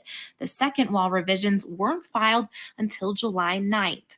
This worker told me he had learned on May 7th that a crew would be heading back to the Broomfield site on Monday, May 11th to redo the wall, not Sunday, Mother's Day. He told me, quote, "It being the job wasn't any way urgent. No one crowded him to do it." Meeting deadlines for his company is important, but in no way did he seem like this job in particular was an emergency. So, what did the wall look like after Sunday, May 10th? Morgan told me that when her, Jeffrey, and Cassidy arrived Monday morning, she said it looked like Barry had done about 30 minutes of work to the wall. She tells me Barry supposedly removed the capstones, which is the top layer of the wall, and moved some dirt around in the middle. I asked the worker what tools would be needed to do this type of work. He said a crowbar and shovels, but typically a bobcat. He said the capstones are glued on with adhesive. The rest of the blocks are held together by geogrid. Before I tell you more, I should inform you that for the city of Broomfield, you have to get permission by the city to work on Saturday and Sunday to minimize impacts of work in the rights of way of the public. According to Broomfield Municipal Code 14-10-150, workers are only allowed to work Monday through Friday, 7 a.m. to 7 p.m. The ordinance specifically prohibits work at any time on Saturday, Sunday, or any holiday, unless the construction inspection supervisor or building director gives written permission. No work permits were approved for Sunday, May 10th. The construction inspection supervisor confirmed to me that the county and the city of Broomfield policy is to not issue work permits for a Sunday unless under great emergency. The wall is on the Broomfield Regional Trail, which is a public access path. The worker in Indiana told me the subcontractor, Tony Miller, knew this, and Barry should have known this as well. When the job was botched the first time, there was a meeting supposedly where Barry learned about all the rules, again, according to this worker. When I was first talking to this Indiana worker, he told me that he thinks Barry didn't do any work because if he did do work on Sunday, he was in violation of the Broomfield ordinance. He said, quote, him having to be there on Sunday, Mother's Day, to do that job was a lie because we wouldn't have allowed that if we had known. This worker was asked on Tuesday, May 12th, to find out who was out there working on the wall. He was told maybe they had abducted Barry's wife. He said, quote, Tony was convinced those workers did something. These pictures are from Tuesday, May 12th. You can see Morgan, Jeffrey, and Cassidy working on the wall. Here you can see the tools they used to disassemble the wall and put the wall back up, and what the wall looked like then. My source said it's true. They had no material, no equipment such as a skid steer, backfill, or block to make the wall taller and extend it. This picture of the wall is from Wednesday morning, May 13th, when Morgan, Jeffrey, Cassidy all were back in Salida. The guy I spoke with said he was shocked with the amount of material they moved with shovels. It looked like the work was done in a hastily fashion, done in a hurry, and didn't make it taller. He even said it looked worse than before. Morgan told me that she couldn't order the block because she didn't have the number or the company's name. She told me Barry said the block would arrive Monday afternoon, so since it never arrived, they just tried to make the wall straighter with the materials they already had. My source told me that they needed the bobcat desperately. He said, quote, this crew had nothing. I do not believe they are lying. Morgan, Jeffrey were also perplexed. They didn't have what they needed. Barry should have known these materials were necessary to do the job long before Suzanne went missing because he had been tasked to put up the wall prior. Workers allegedly asked Tony what he was doing with the wall. I'm told that Tony did give his opinion of why the material hadn't been ordered, and that was that Barry probably didn't get around to it since his wife was abducted. The worker tells me that if Tony knew he needed to order material, he would do it. I'm told Tony Miller ordered the material back in October of 2019, but he did not in May for Barry's crew. I also double checked with the Colorado company who provides the block, and they didn't make any orders to Broomfield on May 10th, 11th, 12th, or 13th. I'm told normally that Garrett Construction LLC provides a geotech inspector to observe and make sure the soil is compacted properly and grid is put in during the job. They collect soil data, which is recorded in public documents, and the City of Broomfield inspector can't sign off on the final project unless the soil has been sampled multiple times throughout all stages of the job. But in this instance, Beginning Sunday, May 10th, when Barry allegedly started working, then his crew continued the job through Tuesday. At no time during these days was there any material available on this job site, such as the block, Class 1 backfill, and geogrid. So, therefore, the general contractor couldn't send out the geotech inspector, even if they had been notified. Also, on EA Outdoor Services LLC website states an EA Outdoor Services member normally monitors the progress each day to ensure that the project is on track and installed properly. So my question is, who from EA Outdoor Services was monitoring Barry on Sunday when he started the project on the wall? Was it Tony Miller? When I called Tony Miller, the president of EA Outdoor Services, who is friends with Barry and hired him for the job, he told me, quote, "No comment." He knew why I was calling and who I was, but didn't want to answer any of my questions. There is no question there was not a member of EA Outdoor Services LLC monitoring Morgan, Jeffrey, and Cassidy. Morgan and Jeffrey did not even know the subcontractor or the general contracting company they were working for when they worked on the wall. This is likely another reason why it was hard to pinpoint where this job was. I do know that Broomfield police have no record of assisting Chaffee County Sheriff's Office with their investigation into the disappearance of Suzanne Morphew and did not have records of searching a hotel room associated with Barry Morphew. The FBI hadn't spoken with the worker who provided this information to me until just recently after numerous times trying to contact CBI. I am aware that CBI has spoken with another worker for the general contractor. The worker I spoke with doesn't believe the FBI has visited the general contractor headquarters in Indiana for questioning. EA Outdoor Services LLC did send a crew at the end of May and August to redo the walls, which is what you see today. But here is a picture dated May 28th of the same wall Morgan, Jeffrey, Cassidy worked on the Monday and Tuesday following Mother's Day.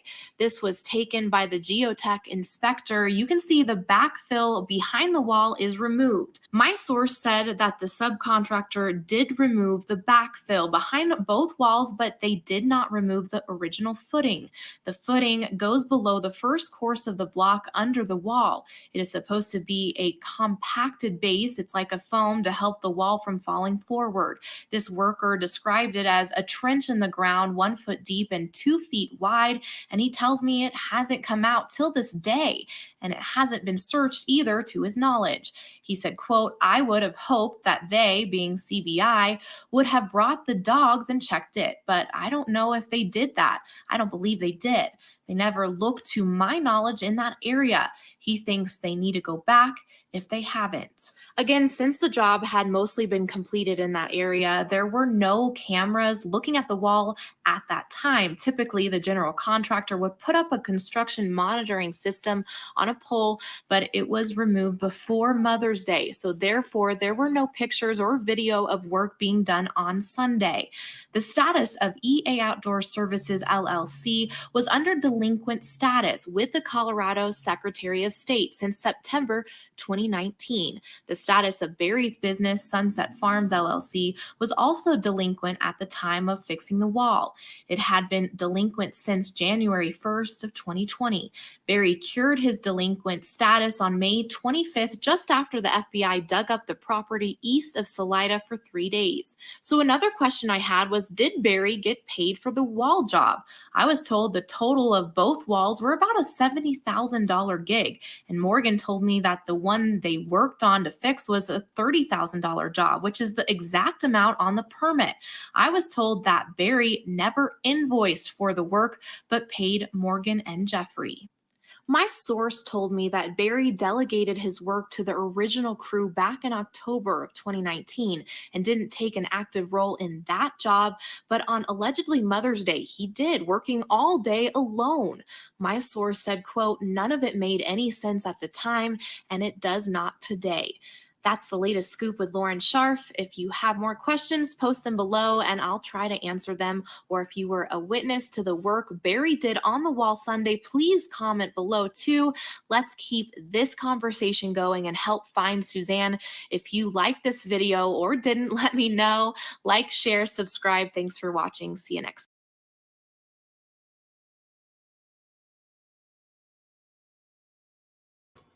Okay, very interesting. Let me get out of this and back to, okay. All right, guys. What'd you guys think?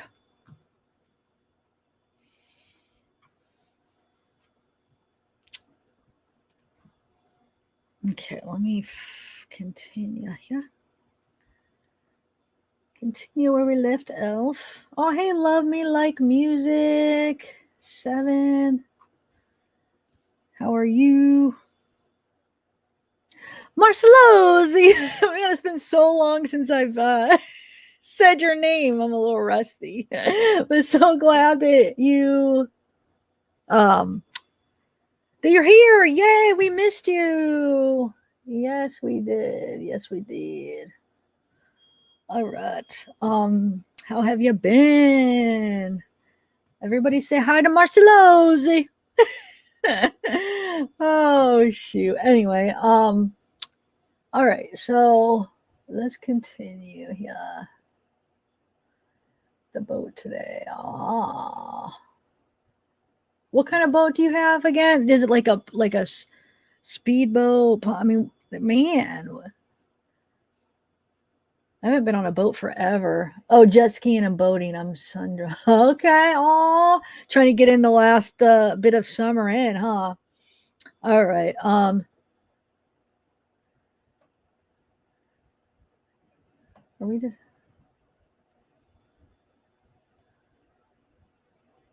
Oh, hey Nancy. No, we're just going through all the highlights of all the preliminary hearing. And that just happened to video come up with what was going on, so we played it. But yeah, I mean, wonder if they checked that wall. Did they like go through, they have that sonar equipment or whatever equipment, did they go through and make sure to like all up and down at it that there wasn't any like anything to be? Oh, hey Tiffany, Zeke is downstairs. Maybe I'll bring him up for at the end, and we could say hi. Oh wait, where did that go? Wait. Okay, there we go. All right, so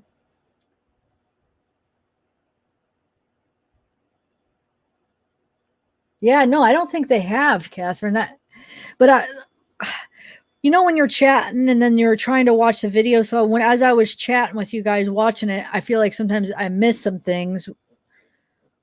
During the live stream when I'm playing a video. And since I haven't watched this video before, I feel like I could have missed some of the stuff she was saying. So did she even bring up that if they looked under there? I don't know why I'm thinking that they didn't, but maybe she did address that, and it was when I was typing something and I missed it. I'm not sure. Hey, Living Curiously. Okay. Hey, Teresa, what's up? Nice to see you. You got a new profile picture. I love it. I love it. Oh, so Tiffany Polidoro. So, my name is Tiffany too, but spelled with a Y. I don't know if I've ever met a Tiffany spelled with an IE. I've seen the one spelled with an I, but IE. Huh. That's the first I've seen that. Hey, NK did it. All right. Oh, you could hear him barking. You hear him? I'll bring him up after at the end, guys. All right, let's continue. Okay, so that's that. We watched that. Okay, so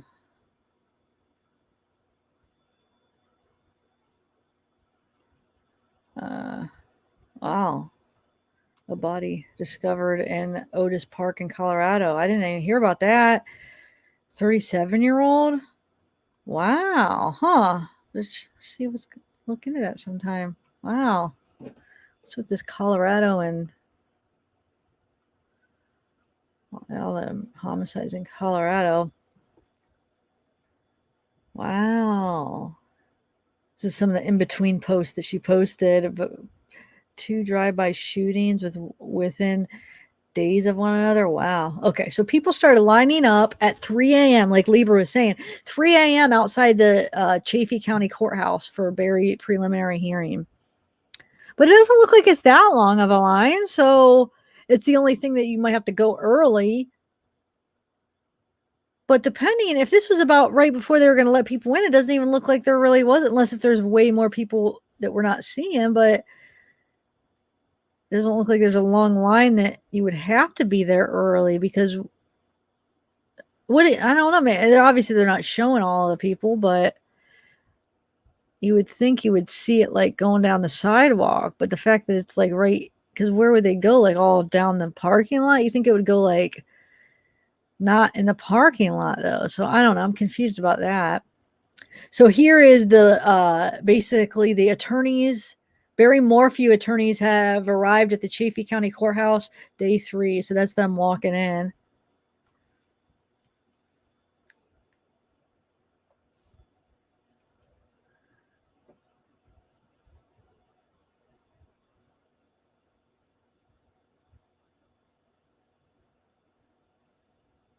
All right. So wonder if these are like, is his lawyers like well known or really good lawyers? I mean, I wonder if they're really expensive lawyers, or are they all women? At least all of that right there. All right. So that's a little video there. All right. So Barry Morphew just walked into the courtroom wearing a gray suit and was holding an orange envelope and other papers. New, a sign in the courtroom that reads, "There is to be no communication between the persons in the gallery, visitors in the courtroom, and defendants."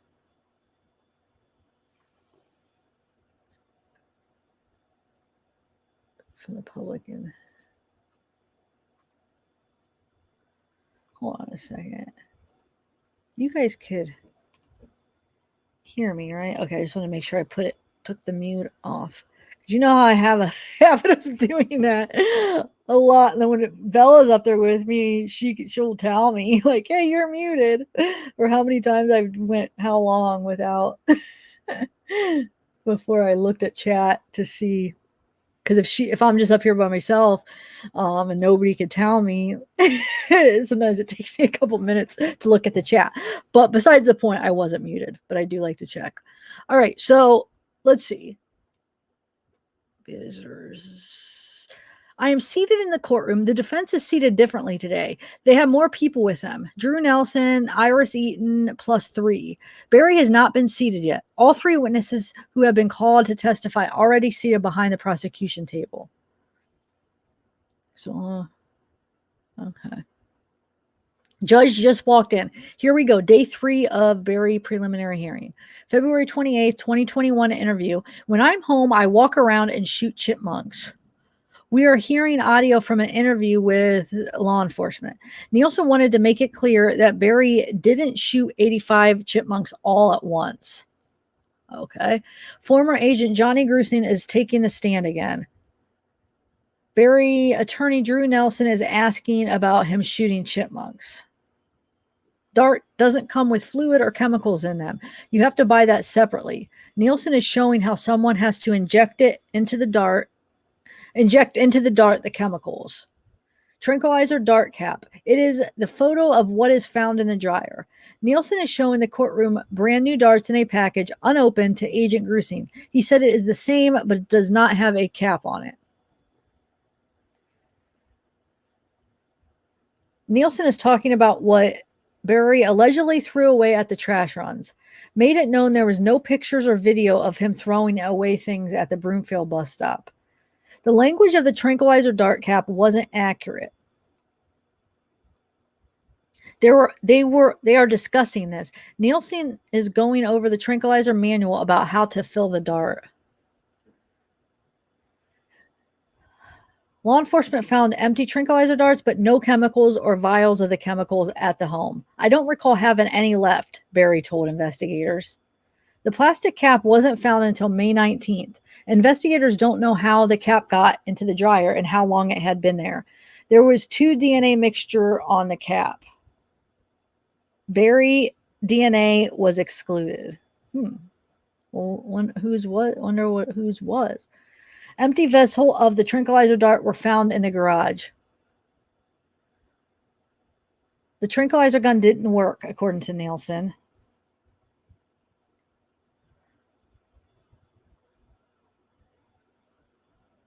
Huh. 12:02 a.m. and 12:17 a.m. Incoming and outgoing calls the morning of May 10th, 2020 on Suzanne's phone. Agent Grusin said, according to Verizon, there were no calls or text messages during this time. The last registered call from Suzanne's phone was on May 9th in the afternoon.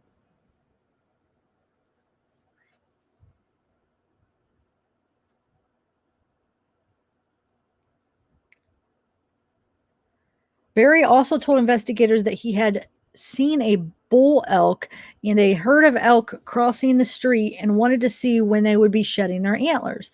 Reasons why he turned left, according to Grusin. Suzanne had been at Gene Ritter's home neighbor for coffee from 9 to 11 a.m. on May 6, 2020. During the time of I'm done text was sent to Barry. Oh, so that she was actually at her neighbor's house when she sent that text to Barry. Agent Grusin is talking about when Barry could have had time to dispose of a body on May 9th into 10.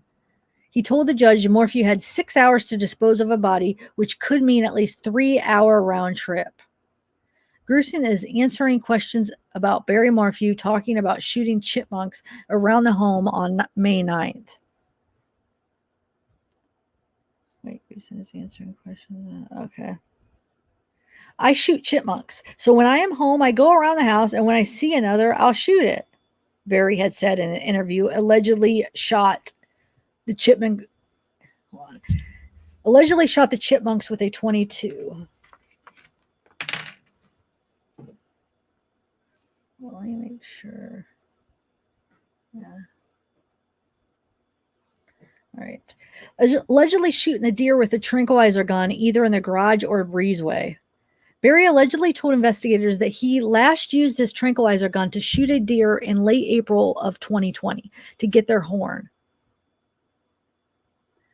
I'm telling you right now to get horns. They go to sleep, I remove their horns, and they go off with no horns on their head.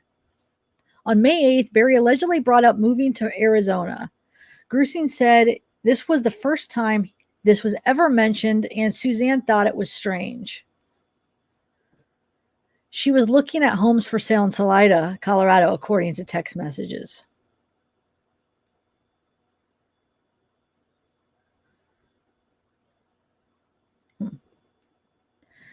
From May 5th to 9th, 2020, the FBI said they could not get everything off of Barry Morphew's phone that he had deleted.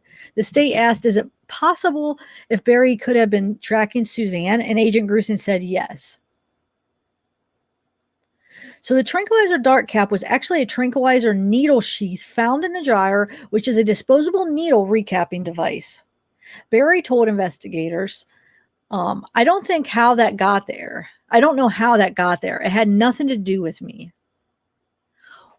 Well, obviously it did. I mean, maybe you could say, well, it had nothing to do with Suzanne being missing, but obviously that tranquilizer gun, dart, cap, or whatever had something to do with Barry. He's the one that uses them. So, I mean, that's stupid to say.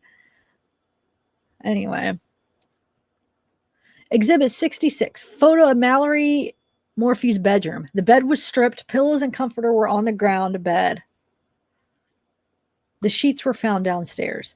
Lauren now talking about Suzanne Morphew 2015 Range Rover found in the garage and what was found inside the car. Empty hot tub bottles were found on the floorboard. What's a hot tub? a hot tub bottle. Empty hot tub bottles were found on the floorboard, Camelback on the seat, and purse inside her car. And that's kind of weird if it was the purse she was using at the time, because most people don't keep their purses inside the car, do they? I mean, I guess if it was, in the garage and, and because you wouldn't think like out in the driveway you keep your purse when he breaks into it, but maybe if in the garage people do. I mean, I'd never keep my purse in the car. Next witness, Derek Graham with Colorado Bureau of Investigation. He has been with them for 2 years. Before that, he worked for Colorado Springs Police Department for 34 years. Hey, Brett Montgomery. Nice to see ya. How are ya? Bridget Rose. Alicia Parizio. What is up? Oh, wait. What's going on? Tell him what? Lisa, is there something? Let me hear. Let's see what you're talking about.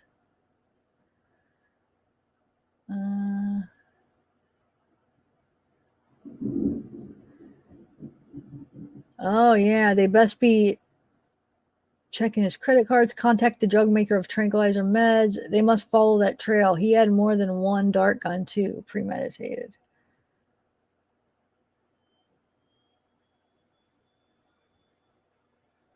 Alrighty.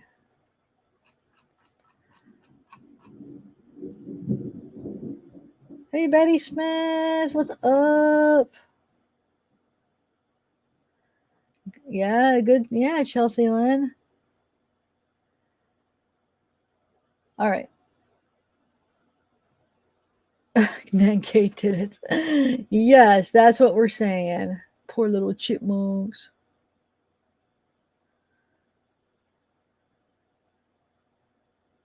Oh, sad. So don't be blaming me now. Oh, you're funny. All right. Hey, Berkeley gal. How are you? Nancy M. I don't know, Catherine. Yeah. They are cute. All right. So let's see where we at. Suzanne's bike helmet. DNA evidence from the helmet. Barry Morphew DNA was excluded. Tire casting was done on both Range Rovers and truck and was not a match to where the helmet was found. Huh. Agent Graham said there was one box of syringes inside the safe in the garage, as well as several darts. Photo of the garage with safe open is shown to Graham. Barry attorney Iris Eaton will cross-examine Agent Graham now. Do you hear the thunder? Suzanne Morphew spy pen found in the master bedroom closet that was all female clothes. It was found in a box of bras. A picture of the pen was shown to Agent Graham. The sheets were taken from the dryer from May 11th to the 15th. It wasn't until May 19th when an investigator found the syringe for a dart. So wait, sheets were taken from the dryer from... Okay. The state is redirecting now. Agent Graham is being asked about Mallory Morphew's sheets in the dryer. Suzanne Morphew had a to-do list on the kitchen counter, and one of the items said Mal sheets. Judge just reminded Eaton to keep the cross short because the state only had 15 minutes with Graham. Salida Stove and Spa. Am I saying that right? Salida or Salida? It's Salida, right? Just want to make sure because it does bother some people when I say things wrong. Not just me personally, but especially like if I say like a town wrong or whatever. So I just want to make sure that I'm saying it right. Chafee and Salida. I think that's how you say it. But I feel like I've heard it said another way before, and I don't know what's correct. Like Salida or something. I've heard it. I think Salida is the other way I've heard people say it. But anyway, Salida. Thanks, Marcelozzi. Okay, Salida Stove and Spa. Agent Graham said the owners had told him Barry Morphew had been in the store acquiring to get his hot tub fixed on May 9th from 4 to 5:30 p.m. The investigator said the owner had told them that the Morphew didn't buy anything either. No receipt was found for the hot tub chemicals from Salida Stove and Spa. Inside the dryer, investigators also found khaki-colored shorts that Barry was wearing on May 9th, according to surveillance photos. Break now. Under Sheriff Rourke also mentioned that Suzanne's medical card would be needed for her scheduled maintenance treatment on May 10th that was left inside her purse in her car. Now, looking at the photos taken from Suzanne's Range Rover, Under Sheriff Rourke is looking at photos of her purse and the contents. Medical card, driver's license, credit cards, cash. He's saying that she would need ID to get anywhere in the country or out of the country. Back on record. New witness takes the stand. Chaffee County Sheriff's Office Under Sheriff Andy Rourke. He has been the undersheriff for 3 years. He has been a police officer for 23 years. He worked as an animal control officer for 4 years. See, this is what I'm talking about. Like, these, see how there's like a break? So it's like the chunks are like out of order. So for instance, this, I think, it would be like, where's that first one come up? Like this, those three, I don't know how it exactly works, but if you look at it, those three right here, they're in order in the bigger picture, but it goes this way. So like, you know what I'm saying? So those three go from this, and this. And then the next one is like, you know what I'm saying? So maybe there's somehow they group the tweets or something. Like I said, I don't know exactly how it works, but I know like the chunks are like this, and then they're supposed to be read from top to bottom. But I have to do it this way because to be able to like go up and figure out, okay, where does that one start to start that to go down? You know what I'm saying? It's just too confusing that way. So in the bigger picture, they're pretty much in order, but like each little section is kind of going backwards, if that makes sense. So it'll be all right. Where are we at? Okay. He worked as an animal control officer for 4 years. The undersheriff said this according to Agent Graham interview of the previous owners. Undersheriff Agent Graham has spoken with previous owners and they told CBI it wasn't there when they moved. Wait, what are we talking about now? I missed this. Hold on. This is where sometimes. Okay. There it could kind of get confusing. Open discussion when you bring people up in what you should totally do one on the series for this case. I have okay, yes. Let's do like after we finish this, maybe the next one, not today because I have another live later, but like maybe like this weekend or the next week or something, we could do like a discussion of it. Yeah, I'd love to do that open panel. Definitely.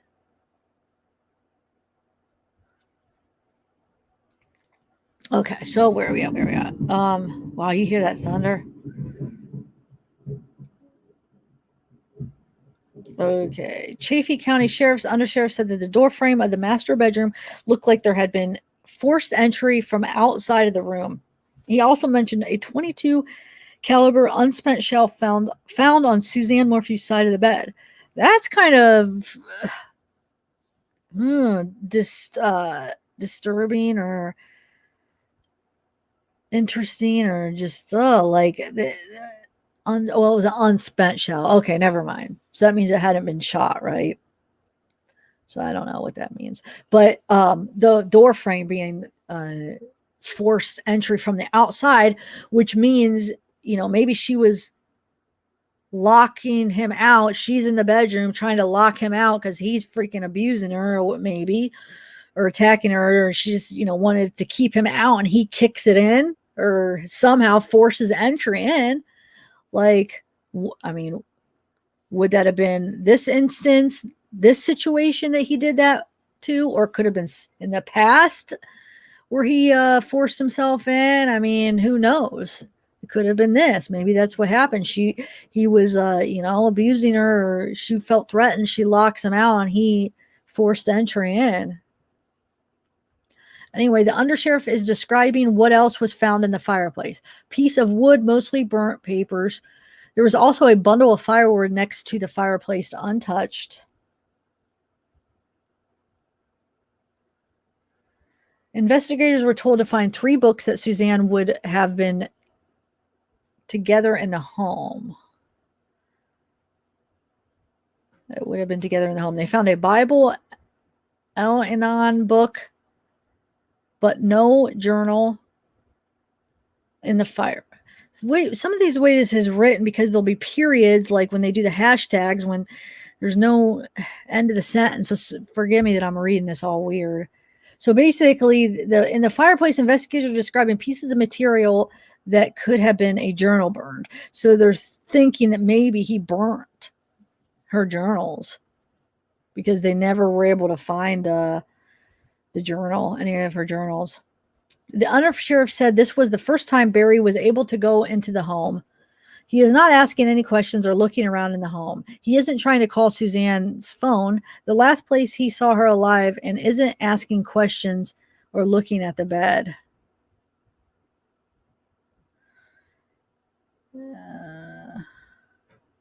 So they found a Bible. So they found all the other books, but they couldn't find the journal. Okay, I just wanted to make sure I didn't miss anything. All right. Where are we at? Barry had pointed to black bicycle shorts, which they put in a Ziploc bag. The undersheriff also said there were riding gloves wadded on the floor. Morphew is escorted out of the home. He was in the home from 9:37 p.m. until 9:40 p.m. Well, only 3 minutes.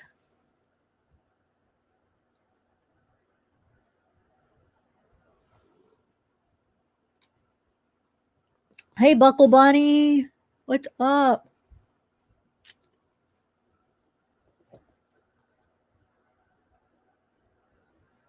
Sorry, I'm just reading something. I just need some water. I feel like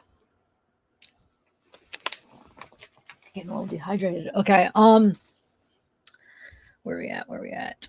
We are about to watch Exhibit 94, which is body cam video of Barry entering the home, identifying the clothes of Suzanne. This is the one and only time he was allowed into the home after Suzanne was reported missing. The undersheriff said deer would absolutely run off. Didn't find any animal in the home that their antlers had been cut off. There were antlers in the home, but no cut antlers. He said that more times than not, he would have to chase after the dog after shooting it with a tranquilizer dart.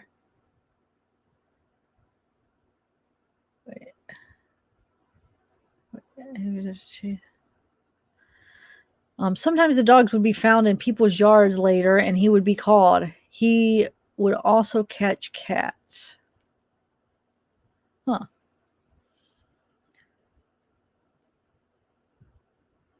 The state is asking the undersheriff about hunting, asking if he knows when elk shed their antlers. Undersheriff Rorick said they typically shed their antlers before March, and that bulls and cows aren't typically together in May. So, yeah, then his story wouldn't make sense if they, because remember his story about why he turned off a certain way is because he wanted to follow this elk or whatever, because they're going to be shedding their antlers, right? But this is in May, so basically they're saying they shed them before March, so his story doesn't even make sense. Undersheriff is saying that Barry turned around at the Garfield mine after leaving the home Sunday morning. At 2:32 p.m., Barry is seen in his truck on surveillance passing the Shell gas station, which is east of Salida Spawnstow. The truck wasn't seen again until 5:14 a.m. All right. Heading east. Exhibit 85 to 87, photos of Barry's hands and arms with injuries, according to Undersheriff Rorick. Upper left arm looks like there are fingernail injuries. 3 abrasions or cuts scabbing over. Outside of his hands were injuries in various stages of healing. Remember, I did those screenshots of my God, I can't even think of his name. He hid the camera and was talking to Barry. I'm drawing a blank. But anyway, so I kind of like screenshot a bunch of them where you could see his hands, and we did see some of the cuts and stuff. But they were able to see it like more recent, like right after it would have happened, because that video that I'm talking about, I'm trying to think how long after. So it was a little bit more time, but handlebars were twisted 180 degrees, can be called ghost riding. This is seen with kids when they push a bike. They push a bike with the tires want to turn. Seen with kids when they push a bike, the tires want to turn. Oh, okay. If the bike had been wrecked, the mechanic said the handlebars and bike seat would not be centered, but that wasn't the case here. Huh.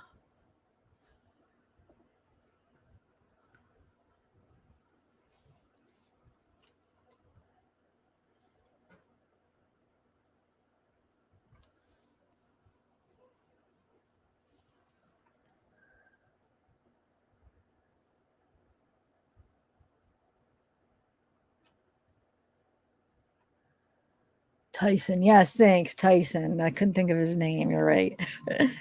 All right, where are we at? Exhibits 93 to 94, pictures of Suzanne's bike found off of CR 225. Scott Banks was interviewed and is a bike mechanic. He had put new tires on Suzanne's bike on May 7th. The undersheriff was fishing at Foose's Lake on Mother's Day with his wife around 12:02 p.m. He said it was crowded, so they left. He confirmed no one reported the bike being found. Lunch break until 1:30 p.m. The bikini wasn't collected as evidence. In the photos of Suzanne Morphew sunbathing, you could only see a small portion of the bikini strap, so can't tell if it had been torn or any of the photos from the closet, according to the undersheriff. Eaton is now cross-examining Undersheriff Andy Rorick. She is asking if Barry followed the deputy task when he entered the home. He agreed. He followed the directions to go in the home and find a place where she is wearing something and points out Suzanne's clothing. Okay. Eaton is showing the body cam video of Barry touching the bike. She says he was touching the back of the bike near the seat, and Rorick is saying you can't see from this angle because there's another person in front of Barry. Suzanne Morphew bike had DNA of Barry Morphew, but not on the handlebars. Rorick keeps telling Eaton that he doesn't know where on the bike that Morphew's DNA was located. Back on the record, Undersheriff Andy Rorick is on the stand. Barry took off his suit jacket and rolled up his sleeves. He tucked in his shirt when the judge entered the courtroom. Suzanne always had a cup of coffee in the morning, according to the defense. Barry has never had a cup of coffee. A white coffee cup was sitting on the kitchen counter that was half full next to the sink. The undersheriff said it was out of the ordinary because it wasn't clean. Now they are discussing the marks on Barry Morphew. Marks on his hands and arm. Eaton wants to know the measurement, and Rorick doesn't know because he said he didn't measure the 3 markings, fingernail injuries he had testified to.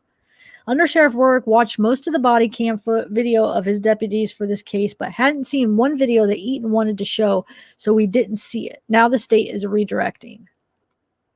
Defense Exhibit PP is a picture of Barry dart rifle in his gun safe. Eaton is asking Undersheriff Rorick how to load the dart gun as well as puts the serum in the dart. Garfield Mine round trip for the Morphew home is about 6.2 miles, not 18 to 19 miles, missing from Barry Morphew's truck odometer. Okay. So doesn't match up there. He also confirmed that there are other roads off of Highway 50, Garfield Mine, and where the helmet was found. Undersheriff Work is now looking at the last photo of Suzanne sunbathing. Wait. She was laying on a brown towel that investigators never found. Oh, that's interesting. Undersheriff Work said when Barry first got the bike scene, when he first got to the bike scene, he had crocodile tears, like fake tears at the beginning. At 6:09 p.m., Barry called Morgan Gentile saying that he needed to return to Salida for a family emergency, but didn't mention Suzanne missing.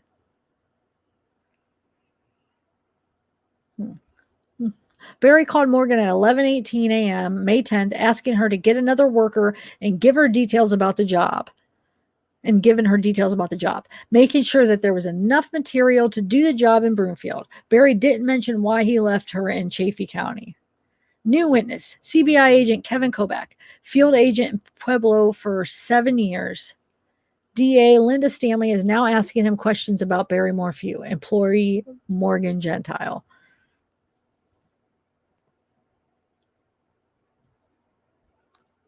Oh yeah, Kevin Kobach. He was the Watts. He was a part of the Watts case. Good catch. Whoever mentioned that earlier. I didn't even realize he was doing it. But anyway, so field agent in Puebla for 7 years. DA Lynn Stanley is now asking him questions about. Wait, who's he asking? All right. At 7:30 a.m. on May 11th, Barry called Morgan Gentile, referencing that Suzanne was missing and talked about a mountain lion, then immediately turned his attention to the job in Broomfield. On May 15th, CBI agent questions Morgan about her relationship with Barry. She was confronted about being called a mistress. Gentile is concerned about what is being said on social media. Her safety and her children's safety. Wait, so it looks like Kevin is Kevin is the one. How weird is that? Is he always the one interviewing the mistresses or the women or whatever? Because he's the one that did NK, and now he's the one that interviewed Morgan, which was at one point thought that she was a mistress of Barry, which maybe she really wasn't, but like they didn't know. I mean, it was a thought. So now he's interviewing her. It's just kind of weird, huh? So, do you guys think she was though one of his mistresses? Like, what do you guys think? What was Barry cheating on her too? And do you think Morgan? He really was cheating on her with Morgan? Was she one of them, or what do you? I don't know. Go back. Go back. Go back. Go back. Go back. Kobach. Wait, Kobach. Did I say it wrong? Kobach. Kevin Kobach. Or I'm confused. I'm confused, Matt. What do you mean? Makeup. Wait, what does it say? Makeup date with Jack. Makeup date with Jack. Ah, what's up? Makeup date with Jack. Is that a picture of Shanann? No, I can't tell. It's so small on that one. From far away, it kind of looks like Shanann, but I don't think it is. Okay, so Bella in the house. What's up, Bella? Nice to see you. Kobach is back. Yeah. Yep, you were right, Morky. You were right. Thank you. I didn't even know that, so thanks for bringing it to my attention. Okay, so let's continue.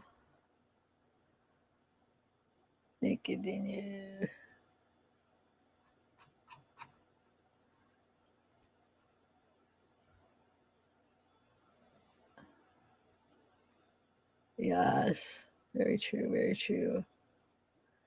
Oh, I see, Samantha. I was a little confused. Okay, I see.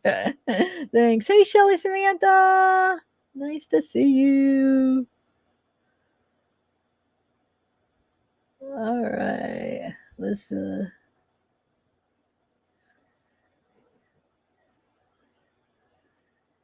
Dana Dane, what's up? I am doing good. Thanks for asking.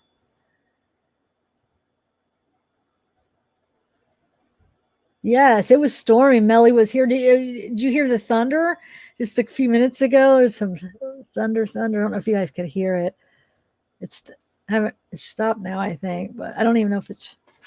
It doesn't even look like it's raining. It just looked like it's thunder. It was thundering. But so okay, so let's continue here. Where are we at? After further investigation, it was confirmed that Morgan Gentile did not have an affair with Barry. There we go. I was just asking, and then I didn't realize the next one was going to say that it was confirmed that she didn't have an affair. She described Barry as not an emotional guy, and he called Gentile crying Monday morning. So she's saying he wasn't emotional, but he did call Monday crying. My wife is missing. We found the bike. It's got to be a mountain lion or a cougar. Eaton said Barry didn't tell the front desk to get 2 clean rooms for his workers, and he didn't tell his workers not to come. Huh.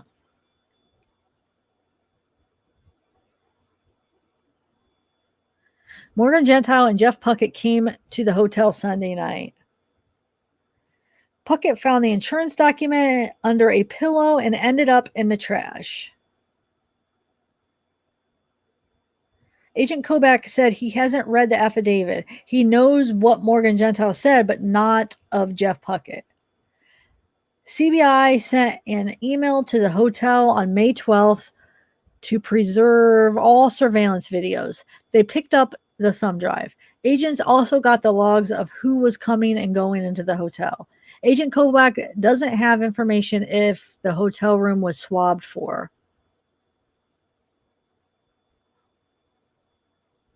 Another CBI agent went back to the hotel on September 1st, 2020 to take photographs after media attention about the chlorine smell in Barry Morphew's room.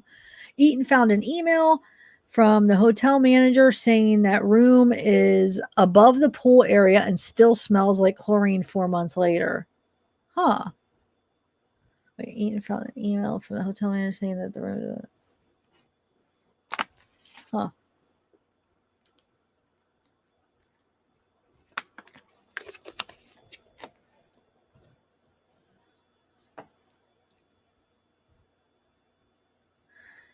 DA redirected and asked if the pool was open during the time that Barry was there. Agent Kobach didn't know. Well, I'm a little bit confused about this because this thing right here, you could look at it a couple different ways. Is he saying that it's normal because it's above the pool area and that 4 months after they put the pool in or something, it still smelled like chlorine everywhere? Or are they saying 4 months after Barry was there that it still smelled like chlorine? Do you see what I'm saying? So is the hotel saying there's something suspicious about it smelling like chlorine? Or is it, it's just because it's above the pool area? But then that comment, it still smells like chlorine 4 months later, like his hotel. Do you see what I'm saying? I'm not sure exactly what they're saying. Are they saying that it is suspicious or it isn't? I'm talking about the hotel manager. You see what I'm saying? Maybe I'm I'm looking way too much into it, but that 4 months later, I'm trying to just figure out if they're saying that since Barry was there in the hotel room, it still smells, or because it's above the pool. That's all. It's not okay. It always smells. Okay, thanks. Short, nice. All right, so let's continue. Barry was also asked by Gruzine what was the last image of Suzanne Morphew, and Barry didn't answer 3 times. Wow. Gruzine then asked, "Did you see a lump in the covers?" Barry answered, "Probably just the lump there. Saw her breathing." Wow.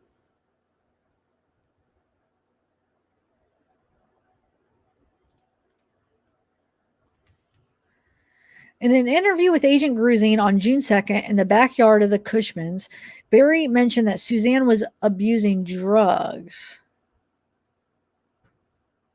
and alcohol. Wow. Agent Gruzine on June 2nd in the backyard of the Cushmans. So he's trying to paint this picture of her being this certain way. Wow. What a jerk. The last time she was doing well was the summer of 2018. Former FBI agent Johnny Gruzine is called back to the stand.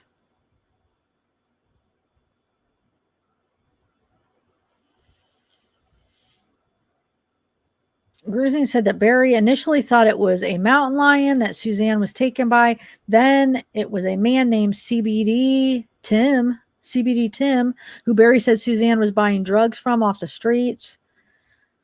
Yeah, I mean, what do you guys think? The only thing I could think of, I don't think I even believe the whole drugs thing, but the only thing that you got to keep an open mind. The only scenario I could think of is maybe, and I'm not saying that I believe this, but you got to look at all possibilities. There's a possibility that from her cancer treatments, they were giving her pain pills, possibly. Maybe she got addicted to them and then wasn't able to get them any longer and then started finding them off the streets to support her habit. Or it could just be totally made up. I'm just saying there's a possibility maybe that could be an option, maybe, because that does happen a lot. People can become addicted because they're on it for periods prescribed, and then they're they have that physical addiction where the withdrawals are horrible, and we know she's going through emotional things, physical things with her cancer and everything, probably. So I mean, possible, but I don't know. We can't believe anything he says because he just seems like he's not credible, because he does lie. So whether that's true, I don't know. Yeah, I mean, please don't think that I'm saying that I think that for sure. I'm just saying you got to think of possibilities. It is a possibility. Anyway, where are we at? Gruzine asked Barry if he remembered what he did in the Broomfield. The agent said Barry could only remember going to the job site, McDonald's, and the hotel. And he never said anything about Men's Warehouse and RTD bus stop.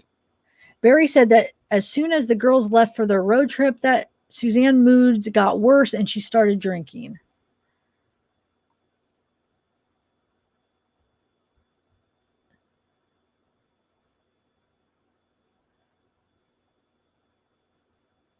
Oh, I didn't even catch the CBD. He was talking about the drug CBD, like from, the medicine. I was thinking, oh, I must have read that wrong. I was thinking it was like some kind of nickname, CBD Tim. So, okay, let me read. Well, let me see. Yeah, that I do not consider that a drug. And I don't even consider weed a drug. It's a plant. Like, I don't think there's anything wrong with weed. There's the medicinal aspects, especially with her going through cancer. Like, if he's only talking about like that kind of stuff, then no. Because if she is going through cancer, I mean, that's like the drug you could use. You know what I'm saying? Like that would be totally something that is okay. And I think it's okay regardless. Like, it's a freaking plant. I don't see anything wrong with it. But let me reread the CBD part, because I didn't even catch that. This is a man named CBD Tim. Are you sure? It looks like, oh, I see that maybe they give that nickname CBD Tim because that's what he sells or something. Yeah, if he's just talking about that, then that's a little misleading how you're wording that, because you're like, when you hear that, oh, she was buying drugs off the street, like you're picturing something more if it's just CBD or weed. So I don't know. Who knows what he specifically said about what drugs. But yeah, I agree. CBD is not a drug. I mean, well, no, drugs are even drugs are like medicine too. I guess it depends on how you look at it. So it is a drug, but it's a medicine, or because you could use medicine and drugs interchangeably, but I guess it just depends on how you're looking at it. So yeah, I guess that could be correct, buying drugs off the street, but you just get that mental picture of like something more than what it really is when you hear that, I guess. But I guess that's all on the person's perception. So anyway, let's move on here. Where are we?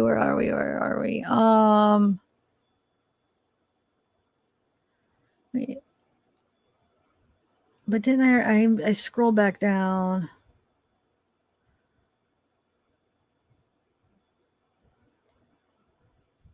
Oh wait, maybe I didn't. Yeah, we're just right here. Agent Grusing asked Barry about the suicide text after Suzanne had sent a text saying, "I'm done." Barry told Grusing, "I was just trying to hurt her. That is all I was doing."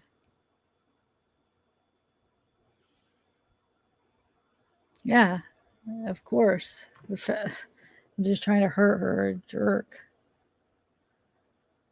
Yes, definitely. That's THC helps with certain pains.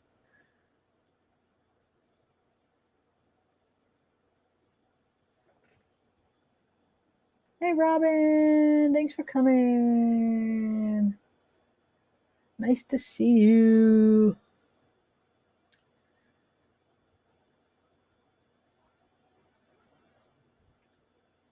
All right. Let's continue. Sorry for the little sidetrack.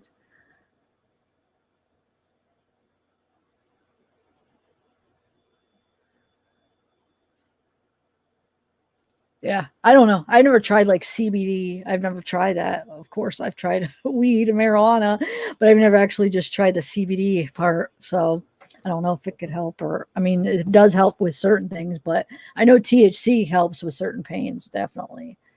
Okay, let's continue. Where are we? Where are we? Oh yeah, he's just trying to hurt her is all he was doing. Of course you are, Barry. Yep. Uh FBI agent asked Barry about the affair. He claims he wasn't aware of Suzanne and Jeff's affair. Barry told the investigator, doesn't understand why God would take away my wife. Maybe in God's eye, this is the way of him resolving something.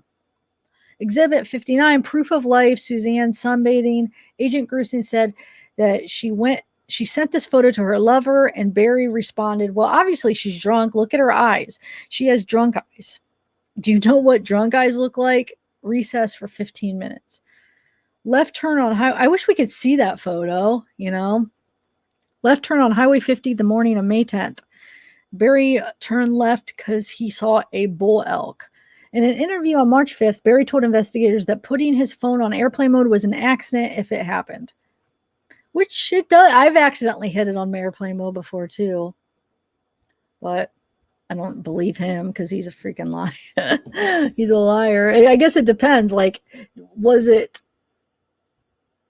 the times that it was on airplane mode? Was it conveniently on it during times where it was suspected that, you know, things happened then, and it was more than once? Then no, I don't believe that it was an accident, you know. But Barry's phone went into airplane mode from 2:47 to 10:17 on May 9th.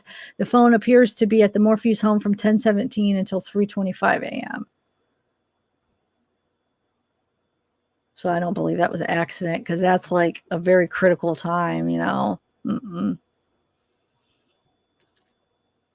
Okay. Former FBI agent Grusing said Barry said it was last used in late April. Oh, they're talking about the agent Grusing asked Barry about the tranquilizer, when it was last fired. Nelson is wanting on the record that the state should be asking questions and Agent Grusing should be answering, not the other way around. Okay, so Barry said that the tranquilizer gun was last used in April. Agent Grusing spoke with Barry about burned file folders in the fireplace. Barry said they were getting rid of old files. If a person would be injected by BAM, serum for tranquilizer darts, the human would be in complete sedation within 2 to 3 minutes. The woman would likely run, then become wobbly and unstable before dozing off, according to the parks and wildlife expert. Talk about divorce. Agent Grusing said Barry would tell Suzanne, I'm not discussing this because it is never going to happen. The state said it never did. I don't recall was a response Barry told investigators more than 95 times. Questions FBI had asked Barry after an audit of the investigation. If you're trying to twist my words, if I don't recall something, I don't recall it.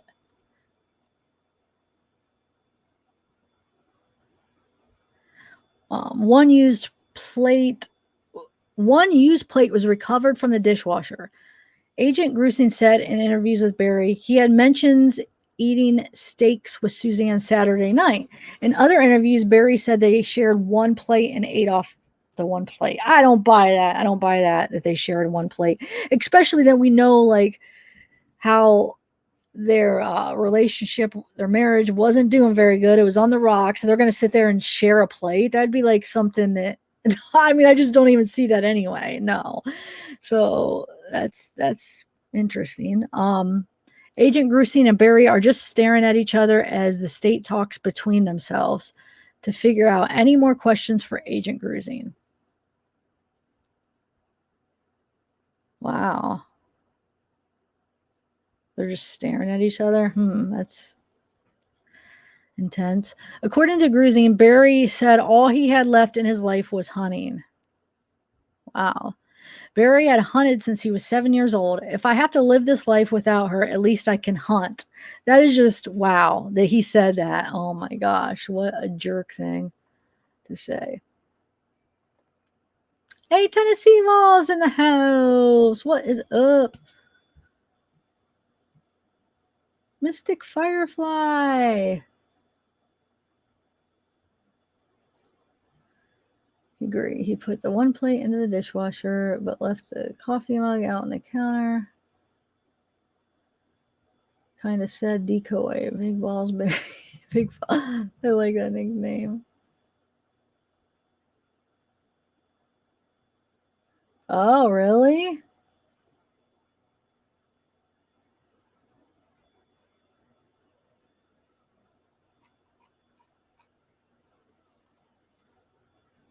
But how? How is that set up where like somebody out in the like the viewers or out in the can't even think of the word. It's somebody that was watching out in the seating. Like how is that set up where he would be facing someone? Now I'm not talking about the agent Grusing because he would be up on the stand, so that makes sense. But you said Vanessa had to stare down. How I'm trying to think, maybe when he walked in, or would they? Because unless if he like was turned around, but that would be kind of wow if he turned around and then was staring. I don't know. I'm just trying to picture unless if it's set up where he's sitting. I guess maybe he is viewing, kind of facing sideways. I don't know. Anyway, let's continue here.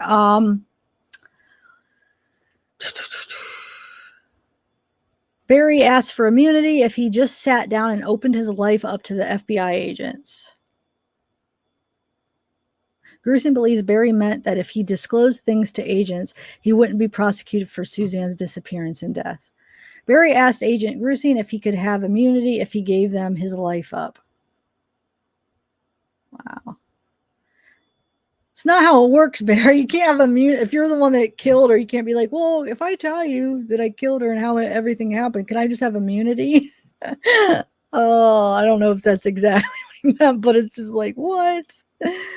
Yeah, then everybody would do that. Are you kidding me?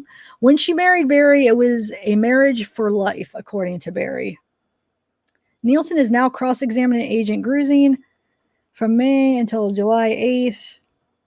13 interviews with Barry, which equaled 24 hours.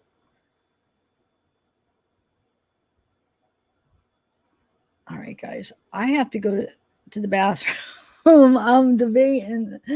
Let me see how much more I go. I might have to take a bathroom break. Let's see where we at. I just want to see how far. If it is like a...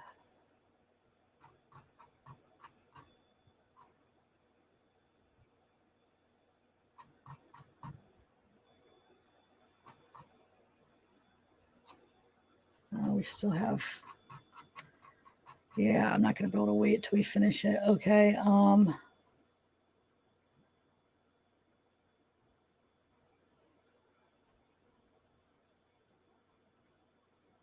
All right, I'll be back, you guys. I'm going to take I got to go to the bathroom. So just, I'll be back. Just chat amongst.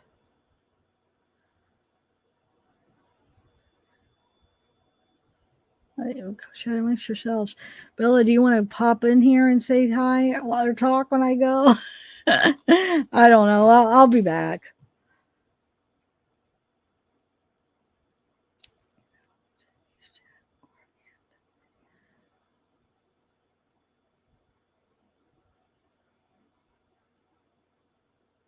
Okay, hold on.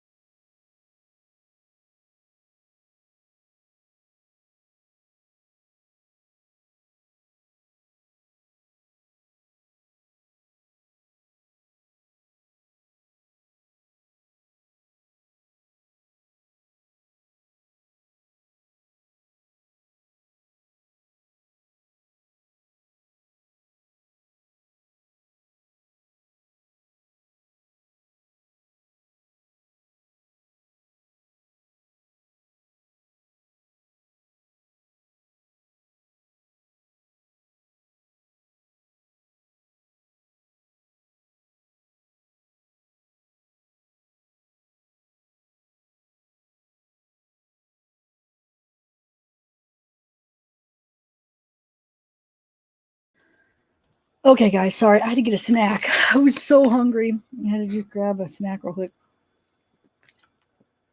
before my stomach starts growling. All right, so let's do this. Hey Tallulah, what's up? Nice to see you. All right, so let's just continue this. Let me bring up.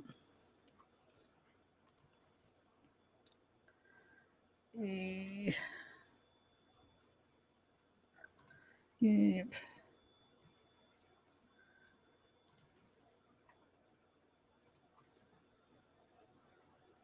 Okay. Oh.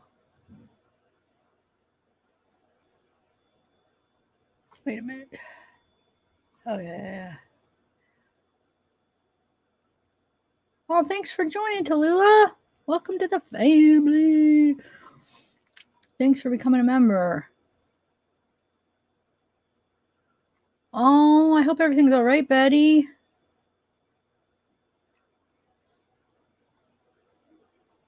I want a cup. I know I was tempted to make a cup when I was downstairs, but then I don't know. I don't want to overdo it because I already had like 2 cups. Remember, sometimes I do it too fast and it's like I get like all shaky and weird. So I just wanted to. I thought about it. I'm like, I don't want to overdo it. All right. So where are we? So we're.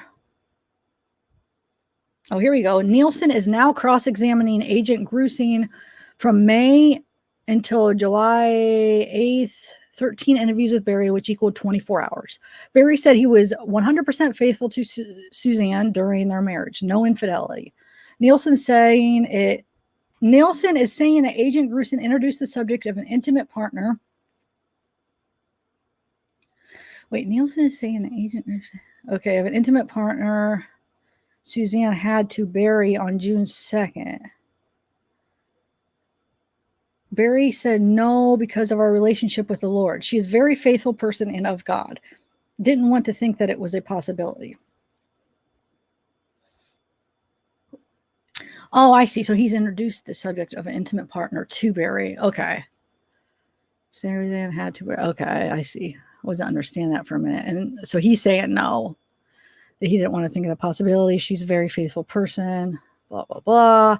July 8th interview with Barry lasted 6 hours. This is the grilling steaks interview at the Morphew home. They included the CBI agents and said a prayer for them around a table. CBI agent asked Barry about a possible affair in regards to Suzanne. He never thought that. They asked Barry if he had searched dating sites like Bumble. Barry said, "I don't know what they are." He claimed he had never searched for another woman. She is the love of my life. I would lay down my life for that girl. I'm telling you right now, I was in shock for 5 days. If I left something out or a time period, then it wasn't on purpose, Barry told investigators. Barry was confused about the timing of the skidster and what day he had visited Salida Stove and Spa. He wasn't confused about who he spoke to at Salida Stove and Spa. I have to get ready for my live shot with Fox 21 for the 5 o'clock news. I'll have another recap at 6:30. For those asking, Barry was only seen a few times winking and smiling to his daughters in between breaks. Signs were posted in the courtroom not to communicate with the defendant. I didn't see the daughters cry at any point today, as they had previously done.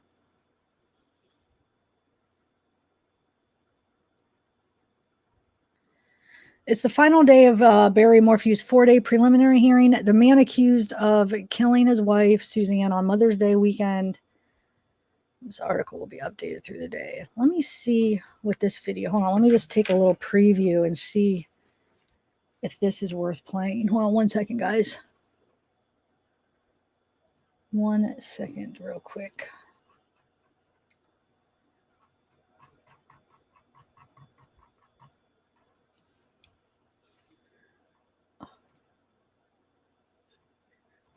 All right, 1 second. See if that's the case. I should have been playing this while and I would say on page not found. Huh. Yeah, that's page it's not connected to the right thing right anymore. So never mind. Wonder why. It like brings you to like a page of a guy talking that says, but the page that you're looking for cannot be found. So guess we won't watch that. All right, let me go back.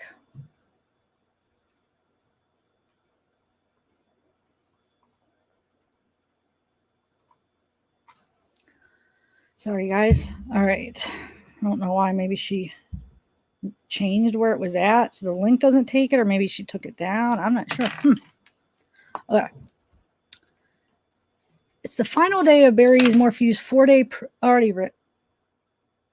Yeah, we already read that. So here's the line of them waiting. We are still waiting outside to go inside for the 4th day. I want to see how far back the line goes then. Here they are walking in.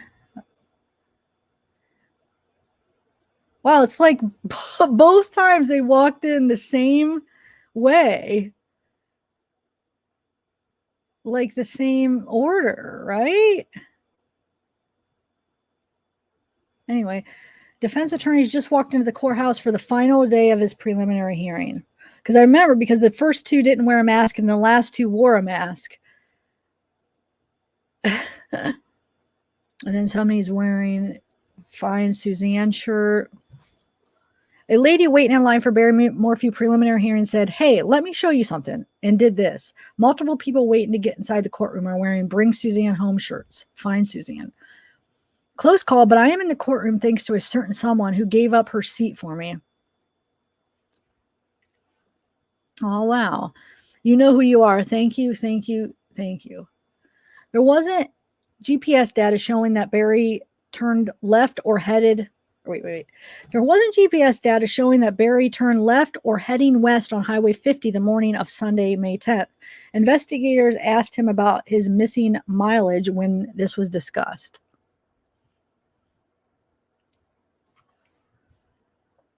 Judge Patrick Murphy just reminded everyone in the courtroom, no videos to be taken in the courtroom.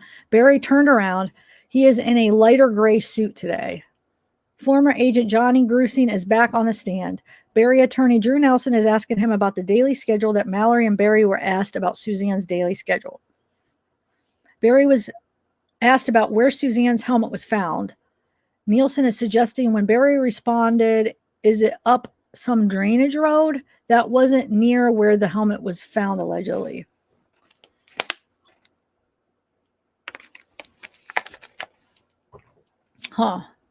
Agent Grusing asked Barry if he was carrying any guilt. Barry had mentioned that he had taken Suzanne for granted and put all of his eggs into hunting and money. "I loved her with all my heart."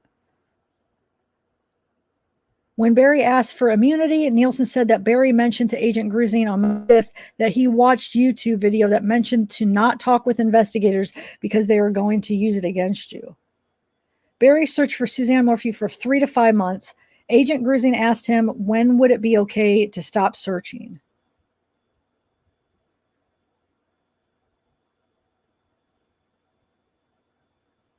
Morphew responded, "Never." Morphew claimed he searched 200 miles with George Davis.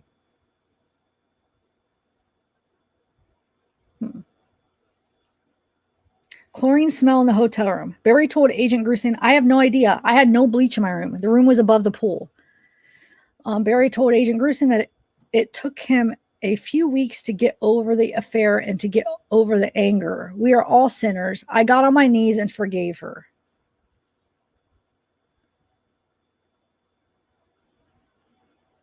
"I still love her." Barry told his daughters about Suzanne's affair. He allegedly told the girls that Suzanne was a good mother, told them that her sin was no worse than any sins we do every day.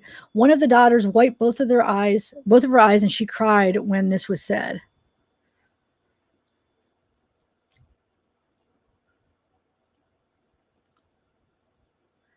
The judge just asked a friend of Barry's daughter to keep their mask on. Agent Grusing was asked if Barry ever struck Suzanne, and Barry allegedly told CBI agents that it was an accident. He clipped the side of her nose with his hands. I think it is well established that Suzanne was not happy in the marriage, Judge Patrick Murphy said. Oh, the judge said that? Wow. Question from the state to Agent Grusing. Did Suzanne say something to Sheila? Wait, hold on. Let me read this again. So, question from the state to Agent Grusing. Did Suzanne say something to Sheila about Macy trying to pull her into problems in the marriage? Wait, what? Did Suzanne say something to Sheila about Macy trying to pull her into problems in the marriage? Nielsen objected and said, told Sheila a lie, that Suzanne told Sheila lies. State, this is inappropriate. Is she a human lie detector?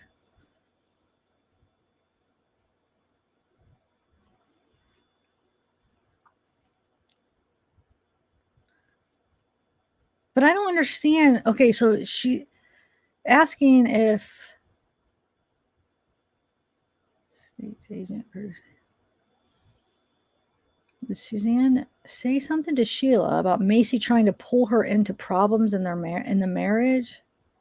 I don't even understand what. First of all, why is that important?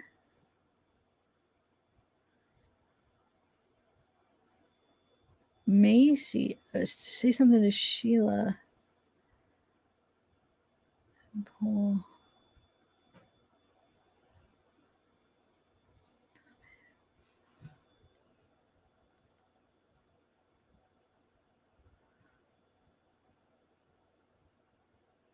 I don't know. I don't understand. Like, Deputy Hemscoot also was talking in the garage about the dart gun and how it didn't function and didn't seem to have been fired in a very long time. So finding the tranquilizer needle sheath cap in the gyro was odd. Probably because he has another freaking tranquilizer gun then, you know? Oh, why is that?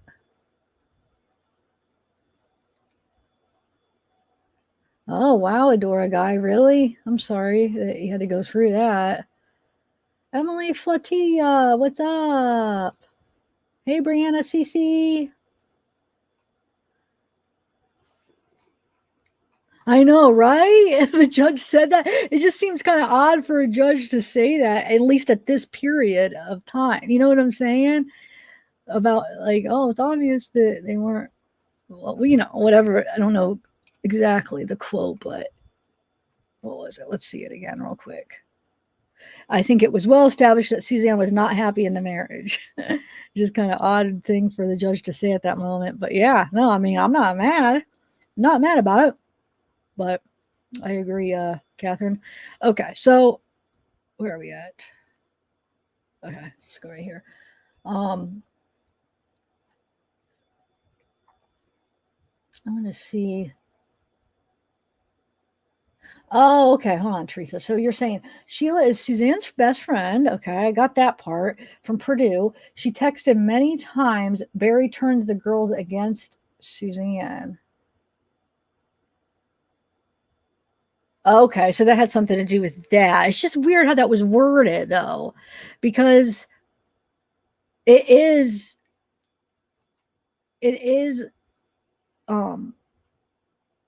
Suzanne's marriage, not Macy's. So the way that's worded, like Macy trying to pull her into problems in the marriage.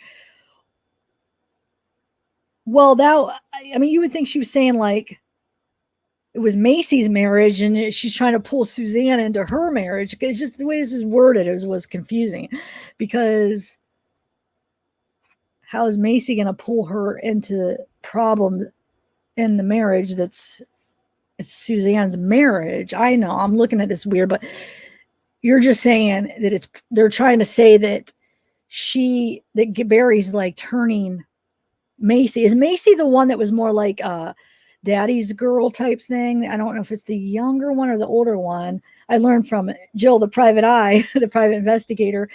She was saying that one of them is like more of Suzanne's girl. You know, you have daddy's girl, like one's favorite, one's the other. So is Macy the one like on more that Barry's the daddy's girl, and then she's trying to basically see. I just don't like the way this word to pull her into the problems. It should be like, oh, she's trying to maybe bring up the problems in the marriage, or she's trying to start problems in the marriage. But that's just weird way to say, I guess. So is that what you're saying though, Teresa? Basically, there is just showing that this Barry is like trying to put the daughter against Suzanne, or even both daughters, maybe, and that makes sense, I guess. Very sad. Barry pulled the girls. I could see Barry, yes. See, Teresa, if it was labeled that way, that Suzanne said something to Sheila about Barry trying to pull her into the problems in the marriage. But Macy, it's not Macy's marriage. So it's just weird. I don't like how that's worded for some reason. But now that I'm glad you kind of explained it, kind of the bigger picture, maybe the reason and what they're trying to say with that is what about taking sides and stuff like that. And Barry's the one that's kind of instigating it and trying to get the kids to take sides and get them against Suzanne. And then one of the daughters is actually trying to maybe blame her mom and saying that it was, she's the problem, or making problems out of things for, I don't know. Yeah, I'm seeing it a little bit now, if that's what they're saying. Oh, I sound like a silly. Okay, Mallory was mentioned by name as being pulled in. He's trying to pull her into problems in the marriage. Oh, wait. Is she saying, now I'm looking at, is she saying that Macy is trying to pull Sheila into the problems of the marriage? Because you see what I'm saying? I know I'm making a big deal of this, but if it wouldn't make sense of Macy trying to pull her mom into the problems of her mom's marriage. But maybe she's saying she's trying to pull Sheila into it. Or I could see it would make sense she's trying to pull Mallory into the problems of Suzanne's marriage. But I don't know. Do you guys see what I'm talking about, or do you think I'm crazy? But let's just look at the bigger picture. Yeah, he's just trying to get them to take sides and stuff. And one of them's trying to pull the other into it, I guess. Okay, so let's just continue. So yeah, it's very odd. I think he might have had another tranquilizer gun, right? That's probably an answer to that. The tranquilizer issue, maybe. It was the cap for the tranquilizer needle sheath inside the dryer. Another deputy then took photos. Nielsen asked Deputy Himshoot, what was the clunky noise? Himshoot said, I picked up the item and then put it back down. He didn't file that in his report. Agent Grusing said that Jean Ritter told investigators to search for the bike after Barry told her to look for Suzanne's bike. Investigators.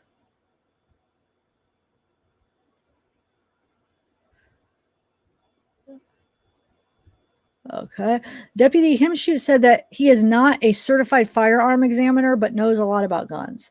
Break until 10 minutes before 11 a.m. Cahill is being asked by Barry's attorney, Ian,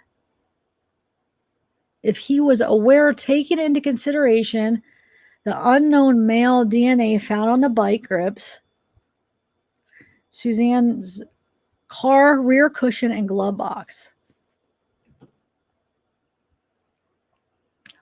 So, which I had is kind of weird. Like I said, we even brought up like maybe he planted that. You never know, because he was listening to that other case where the missing person, when the bike was found and all that stuff, remember, on the radio. So what if he got an idea about planting evidence with that story, or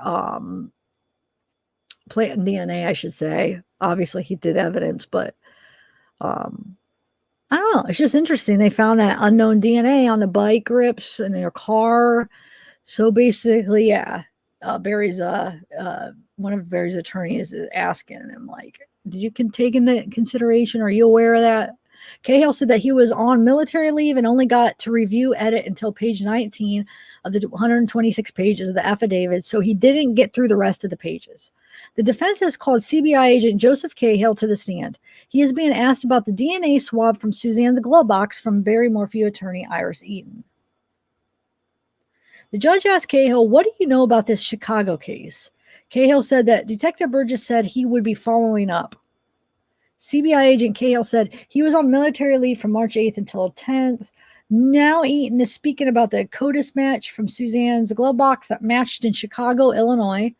CBI agent Cahill said he wasn't aware until he got a call from Detective Burgess when he returned from military leave. So basically, another case in Chicago is what matched the DNA matched to another person involved in this other case, which is really weird.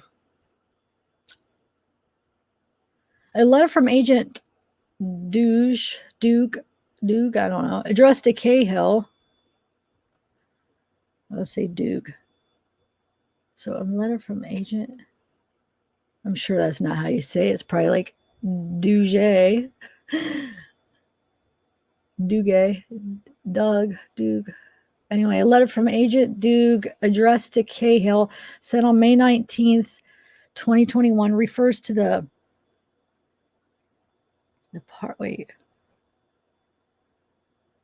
refused to the partial profile DNA from Suzanne Morphew glove box that had 3 confirmed matches to unsolved essays, which is crazy.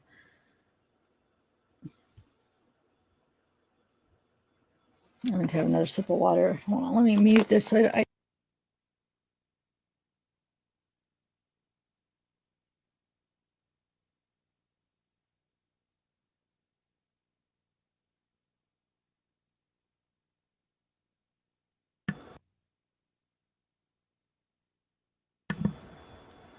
Okay, I'm back. The state is now cross-examining CBI agent Joseph Cahill. Agent Cahill is being shown DNA report from June of 2020 explaining CODIS, which is a nationwide DNA database. Typically, people who have been convicted of a felony or at the request of law enforcement. Knowns and unknowns get put into CODIS. Explaining that you can't just put any DNA into CODIS. The judge is reminding the defense to let the state have the entire question out before they object.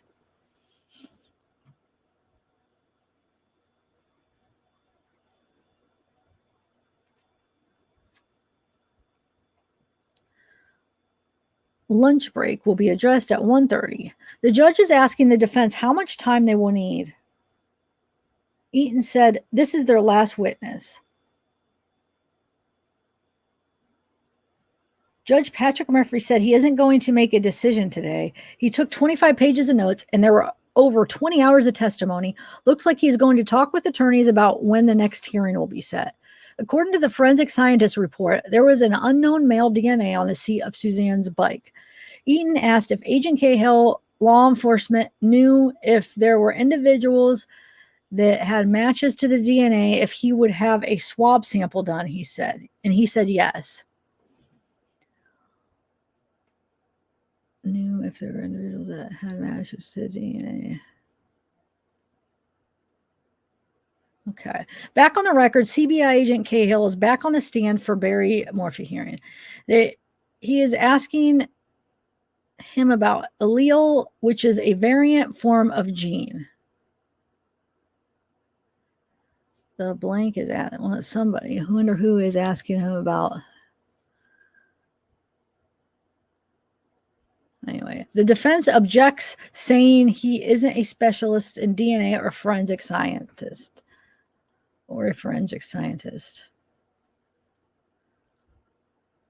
Barry's attorney Drew Nelson said, doesn't think they, state, have met the burden of proof. She's asking for Morphew to not sit in jail. Judge said he couldn't make that decision today. Court is in recess until 2:30 p.m. On Friday, September 17th, At 1:30 p.m., both sides will give arguments, and Judge Patrick Murphy will make a ruling in regards to evidence in Barry Morphew case, whether or not it will go to trial. This will be the day they'll discuss whether the judge will unseal the arrest affidavit. So, wow, we have,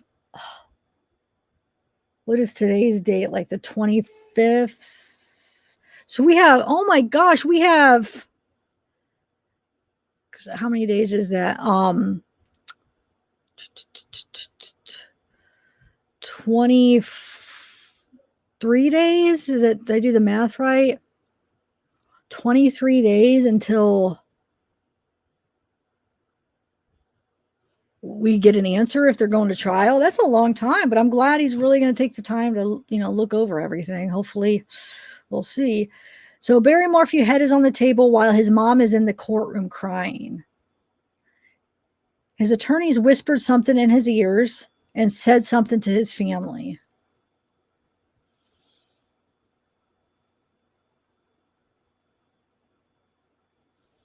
Wow.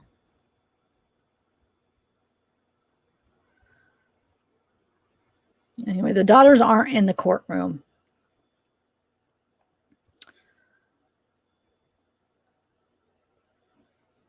So, and then tonight on Fox 21 at 9 p.m., you'll hear from the Chaffee County District Attorney team about Barry Morphew 4-day preliminary hearing. Find out what they said about the judge not deciding if there's enough evidence to move forward with a trial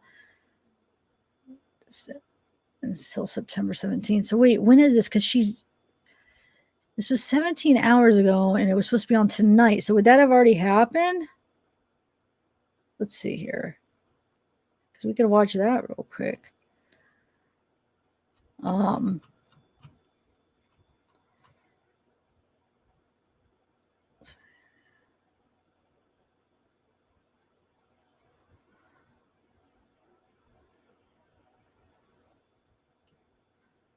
Yeah, it would have had to be on already. Okay, duh.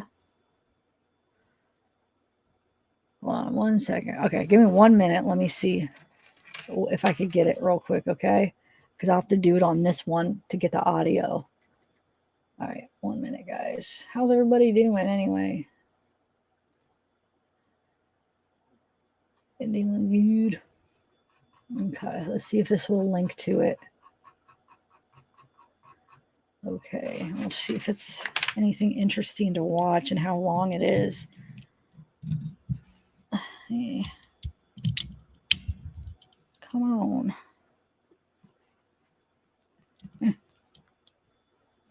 All right.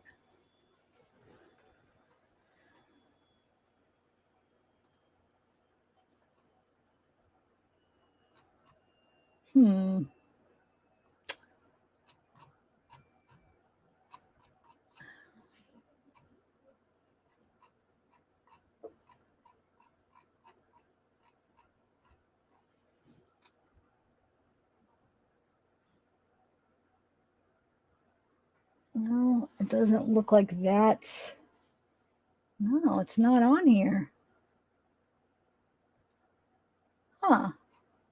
But the other thing that wouldn't link is on here. So let's see if it links on through here. See what that's about. Remember that other video that we were going to watch? But that one with the district attorney team. Okay, hold on. Give me 1 minute. Let me see if... No, the other one doesn't link still, even on her page. Or even on her other page.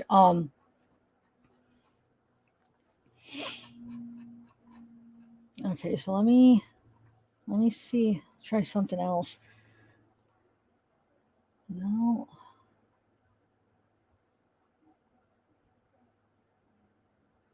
Oh wait, is this it? Hold on, I might have found it.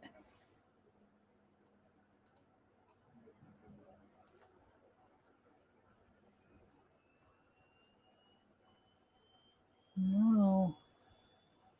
Shoot, I don't know, guys. Well, I'm sorry. It's not.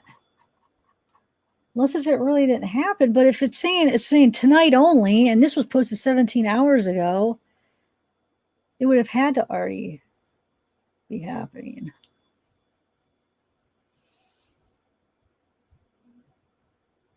But it had been last night. Right? Yeah. Definitely. So I don't know. Oh.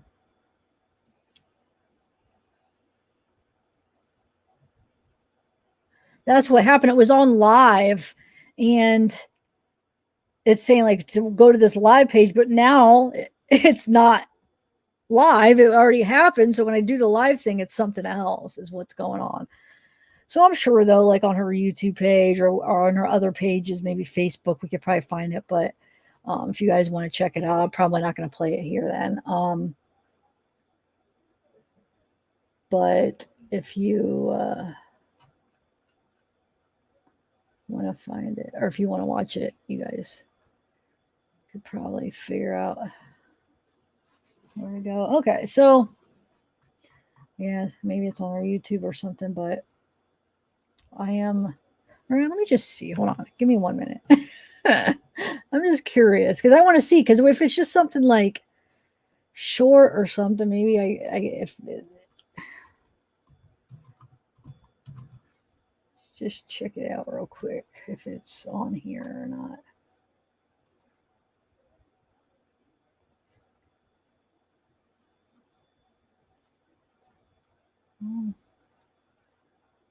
No, it's not on here, but she does have other videos. Let me see. Let me just see what this is real quick.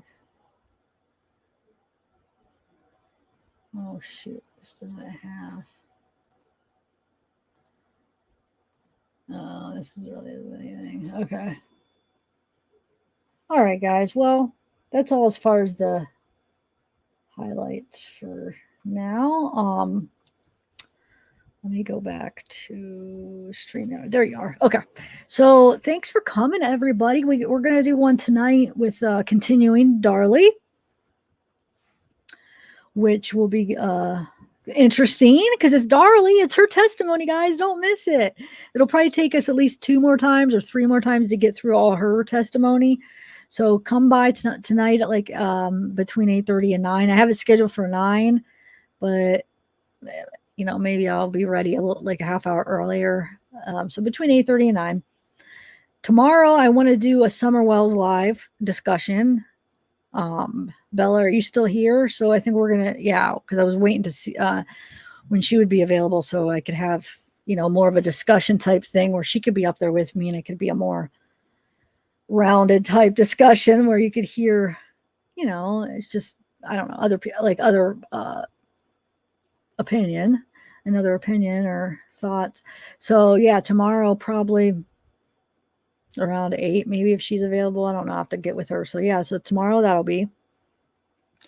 And then Friday, I'm going to be a guest on another channel, which I will give you that information probably tomorrow when we're talking about the summer, because it's going to be about the summer case.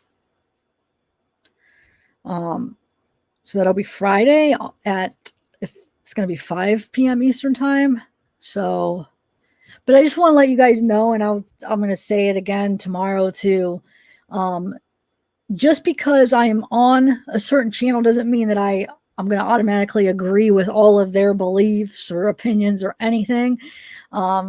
So just make sure you guys know that just because I'm on this person's channel doesn't mean that I believe everything that they believe or that I agree with everything that, you know, that they think or whatever. So it's just, they asked me to come on and you know, I've been covering the case. So I said, yeah. And they had some new information they wanted to share. So yeah, I said, yeah, but that doesn't necessarily mean that I agree with it or that I believe everything they believe. So just make sure you guys know that. Same goes for when I have guests on too. I know for some of you guys, it's obvious, but it really isn't that obvious for everybody because you guys don't understand. There's a lot of people every time I have a guest on, there's always multiple people that might not agree with the guest I have on, and then kind of attack me. And sometimes it's not meant to be like mean, but they're like, I don't understand why you'd have them on. And sometimes it is mean comments. where they think because I have them on, which means that I agree with them, or that I believe what they believe, or, that I line up with them, and that's not the case. So, I'm always explaining, no, that doesn't mean that just because I have them on as a guest. I mean, think about like talk shows and like news reporters, just because they're interviewing or they have guests on doesn't mean that they agree with their guests. People interview like murderers, just, like, it's not like they're going to be like, yep, I agree with what you did. Or like they interview like people, horrible people. And just because of that doesn't mean that they're okay with what they did, or, things that take on different beliefs. And it's like, it could be a good discussion or a debate, and it'll be like the opposite of what they think, and they have a guest on. So it's just make sure you know that, because it isn't so clear. Like I said, I realize every time I have a guest on, I get people, coming at me that don't understand that I could have people on that even if I don't agree with them, or that I don't believe what they believe. So I just want to make sure, because I am going to be going on a channel that I don't necessarily believe everything that they believe, but that's what makes the beauty of the discussion and the debate and everything, so. And like, I will have guests on the future that I might not believe anything, I might not believe what they say, or I might not have the same beliefs or the same opinions. So it's just going to happen. And I will have to probably address it every time, because I just want to make sure people know. But anyway, so yeah, so thanks. Everybody, you guys have been awesome today. And so Marcelozzi, great idea. Maybe next week we will do a discussion of this information, the Barry Morphew case. We'll have an open panel, and we can all kind of hear other people's opinions and what they think might have happened, because this is an interesting one where we don't really know what happened. So like, I would like to hear what other people are thinking, some of the other people's theories. So let's try to plan that for next week for open panel for this case. So just be thinking of everybody in the chat. Just be thinking if you want to be one of the people that come up, and email me if you do, because I'd rather set it up where I guess I could just put the link out there and then have anybody come up. I think that is the best way to do it. So you guys, members, go check the community post and see who won.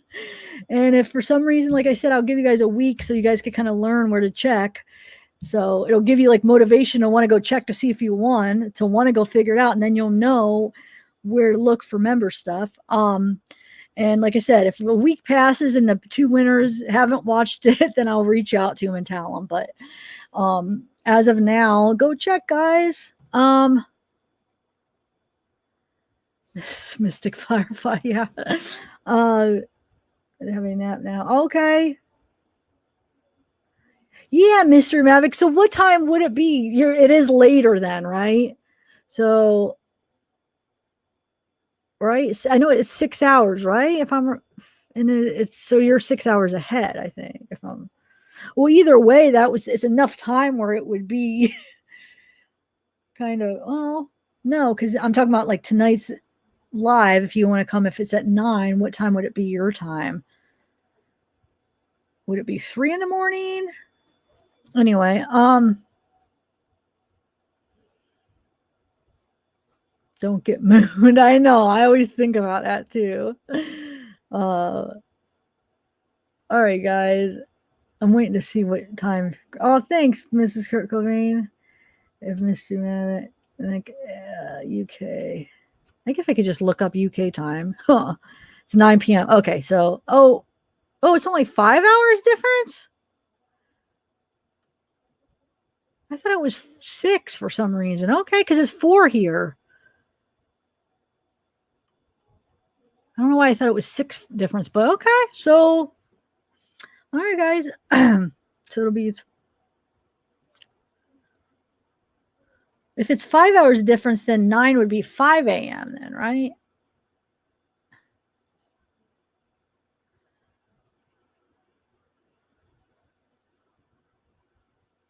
Wait. I don't know. All right, guys. Everybody have a good night. I'll chat with you tonight then. Hey, Kate McCoy.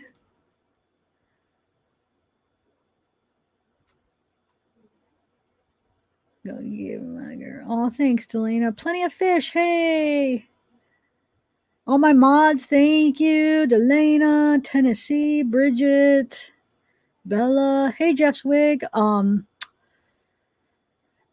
Delana, Libra. I have so many, and I'm afraid I'm gonna miss somebody. And I always feel bad if I do. It's just my mind. But Sarah, Cement Shoes. I'm trying to think of all the ones that were here today. Weird Mom, she wasn't here today, but I'll still give her a shout out. I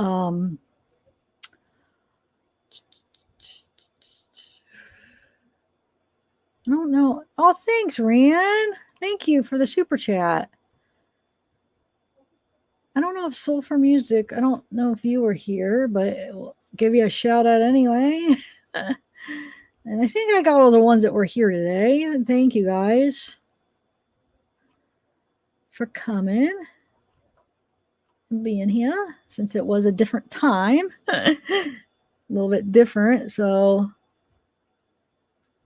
I feel like most of my mods are more night owls because, that's usually I pick the mods as the people that I see in chat all the time and get to know. And most of my chats are at night or late. But like I said, I'm trying to do some earlier ones lately. All right, everybody. Hi, Linda. How are you doing? Hope you're doing good. Well, hey, Living Curiously. Or actually, I did say hi to you already. That's right. I remember. Oh, thanks, Sad Soul. I'm glad you're able. I'm glad I've been seeing you a lot lately in the daytime ones. I've missed you. Gigi, Anna. All right, Tallulah. I don't want to miss anybody.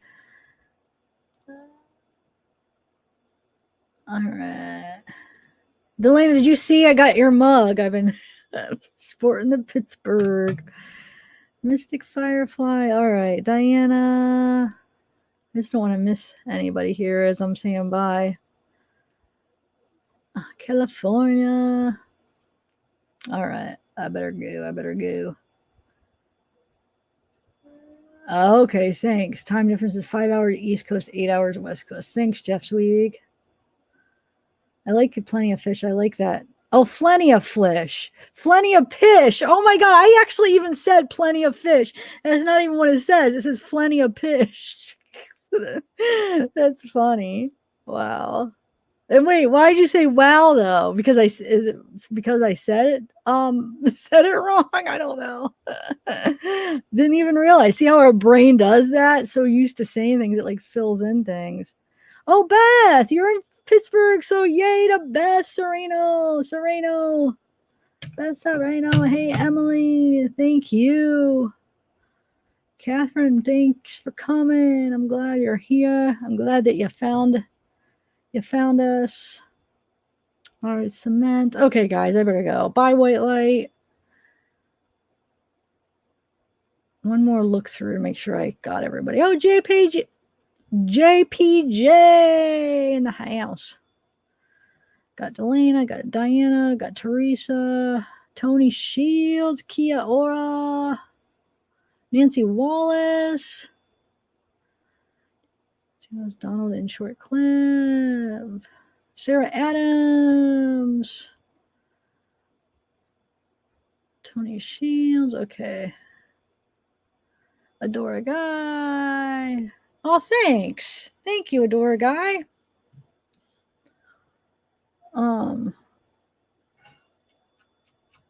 Okay. Oh, shoot. Hold on. All right. I better go. Dark Side. Hey, and bye. We're getting ready to go. But I'm glad you made it just in time. And I will. Oh, do you want me to go get Zeke? I forgot. You guys want to see Zeke real quick? Hold on a second. I forgot about that. Hold on 1 second.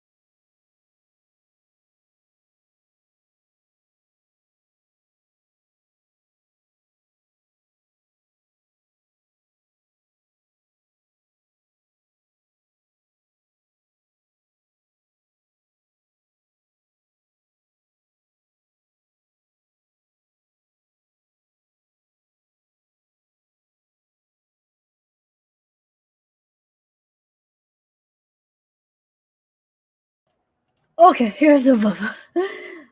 Oh, Emily, thanks for joining. New member. Zeke, look. Got Emily, new member. Say hi, Emily. Hi, Emily. Thank you. Thank you for joining. Hey, Christine Nichols. Yeah, you did comment at the end, but we're doing another one. I'm doing another one tonight, reading. I don't know if you follow the Darley Routier case, but we've been reading transcripts. So we're doing one tonight at like 9, finishing Darley's testimony, reading it. So hopefully, if you're following that, come check it out. Here's the Zeekster. He was so excited. He came running up. He jumped on my bed, laid. Oh, I'm not used to this chair having the top. He laid on his back to have me rub his tummy. He always does that. So he jumps up. When's his tummy rub? Mystery. Okay, good. I was hoping you didn't leave yet because you wanted to see him. Say hi to Mystery Maverick. Say hi, Mystery Maverick. Say hi, Mystery Maverick. Love you, Bubba. He's my buddy. He's my little buddy. Getting all shaggity shag. Here, let's see. 1 second. Let's go like this. I should get you a treat over here. I'll get you a treat in a minute, okay? So people can see how your cute little leggies. Okay. Hey, look at his little paws. He's got little white on all of his paws, even his back ones. And his toes are different. He has one black one, then clear, like a white, black, alternating. Oh, let's see if you can see it. His nails. I shouldn't say toes. See, they alternate black and then the white. I don't know if you could. You can't tell. Oh, I'm trying to get a good. There's one. See, here's a white one, and then there's a black one, and they like alternate. It's so cute. You got different colored nails. You got different colored nails. Aww. He's a unique little guy. He's a unique little guy. I still have to show you guys a video of him. I gotta get it pulled up and. Okay, I better go. Just wanted to show you. He is soft and fluffy. He is the cutest. He's the cutest. Okay, we're gonna go now. We're gonna go. Oh, he's so cuddly. All right, guys. Thank you. See you tonight. Bye.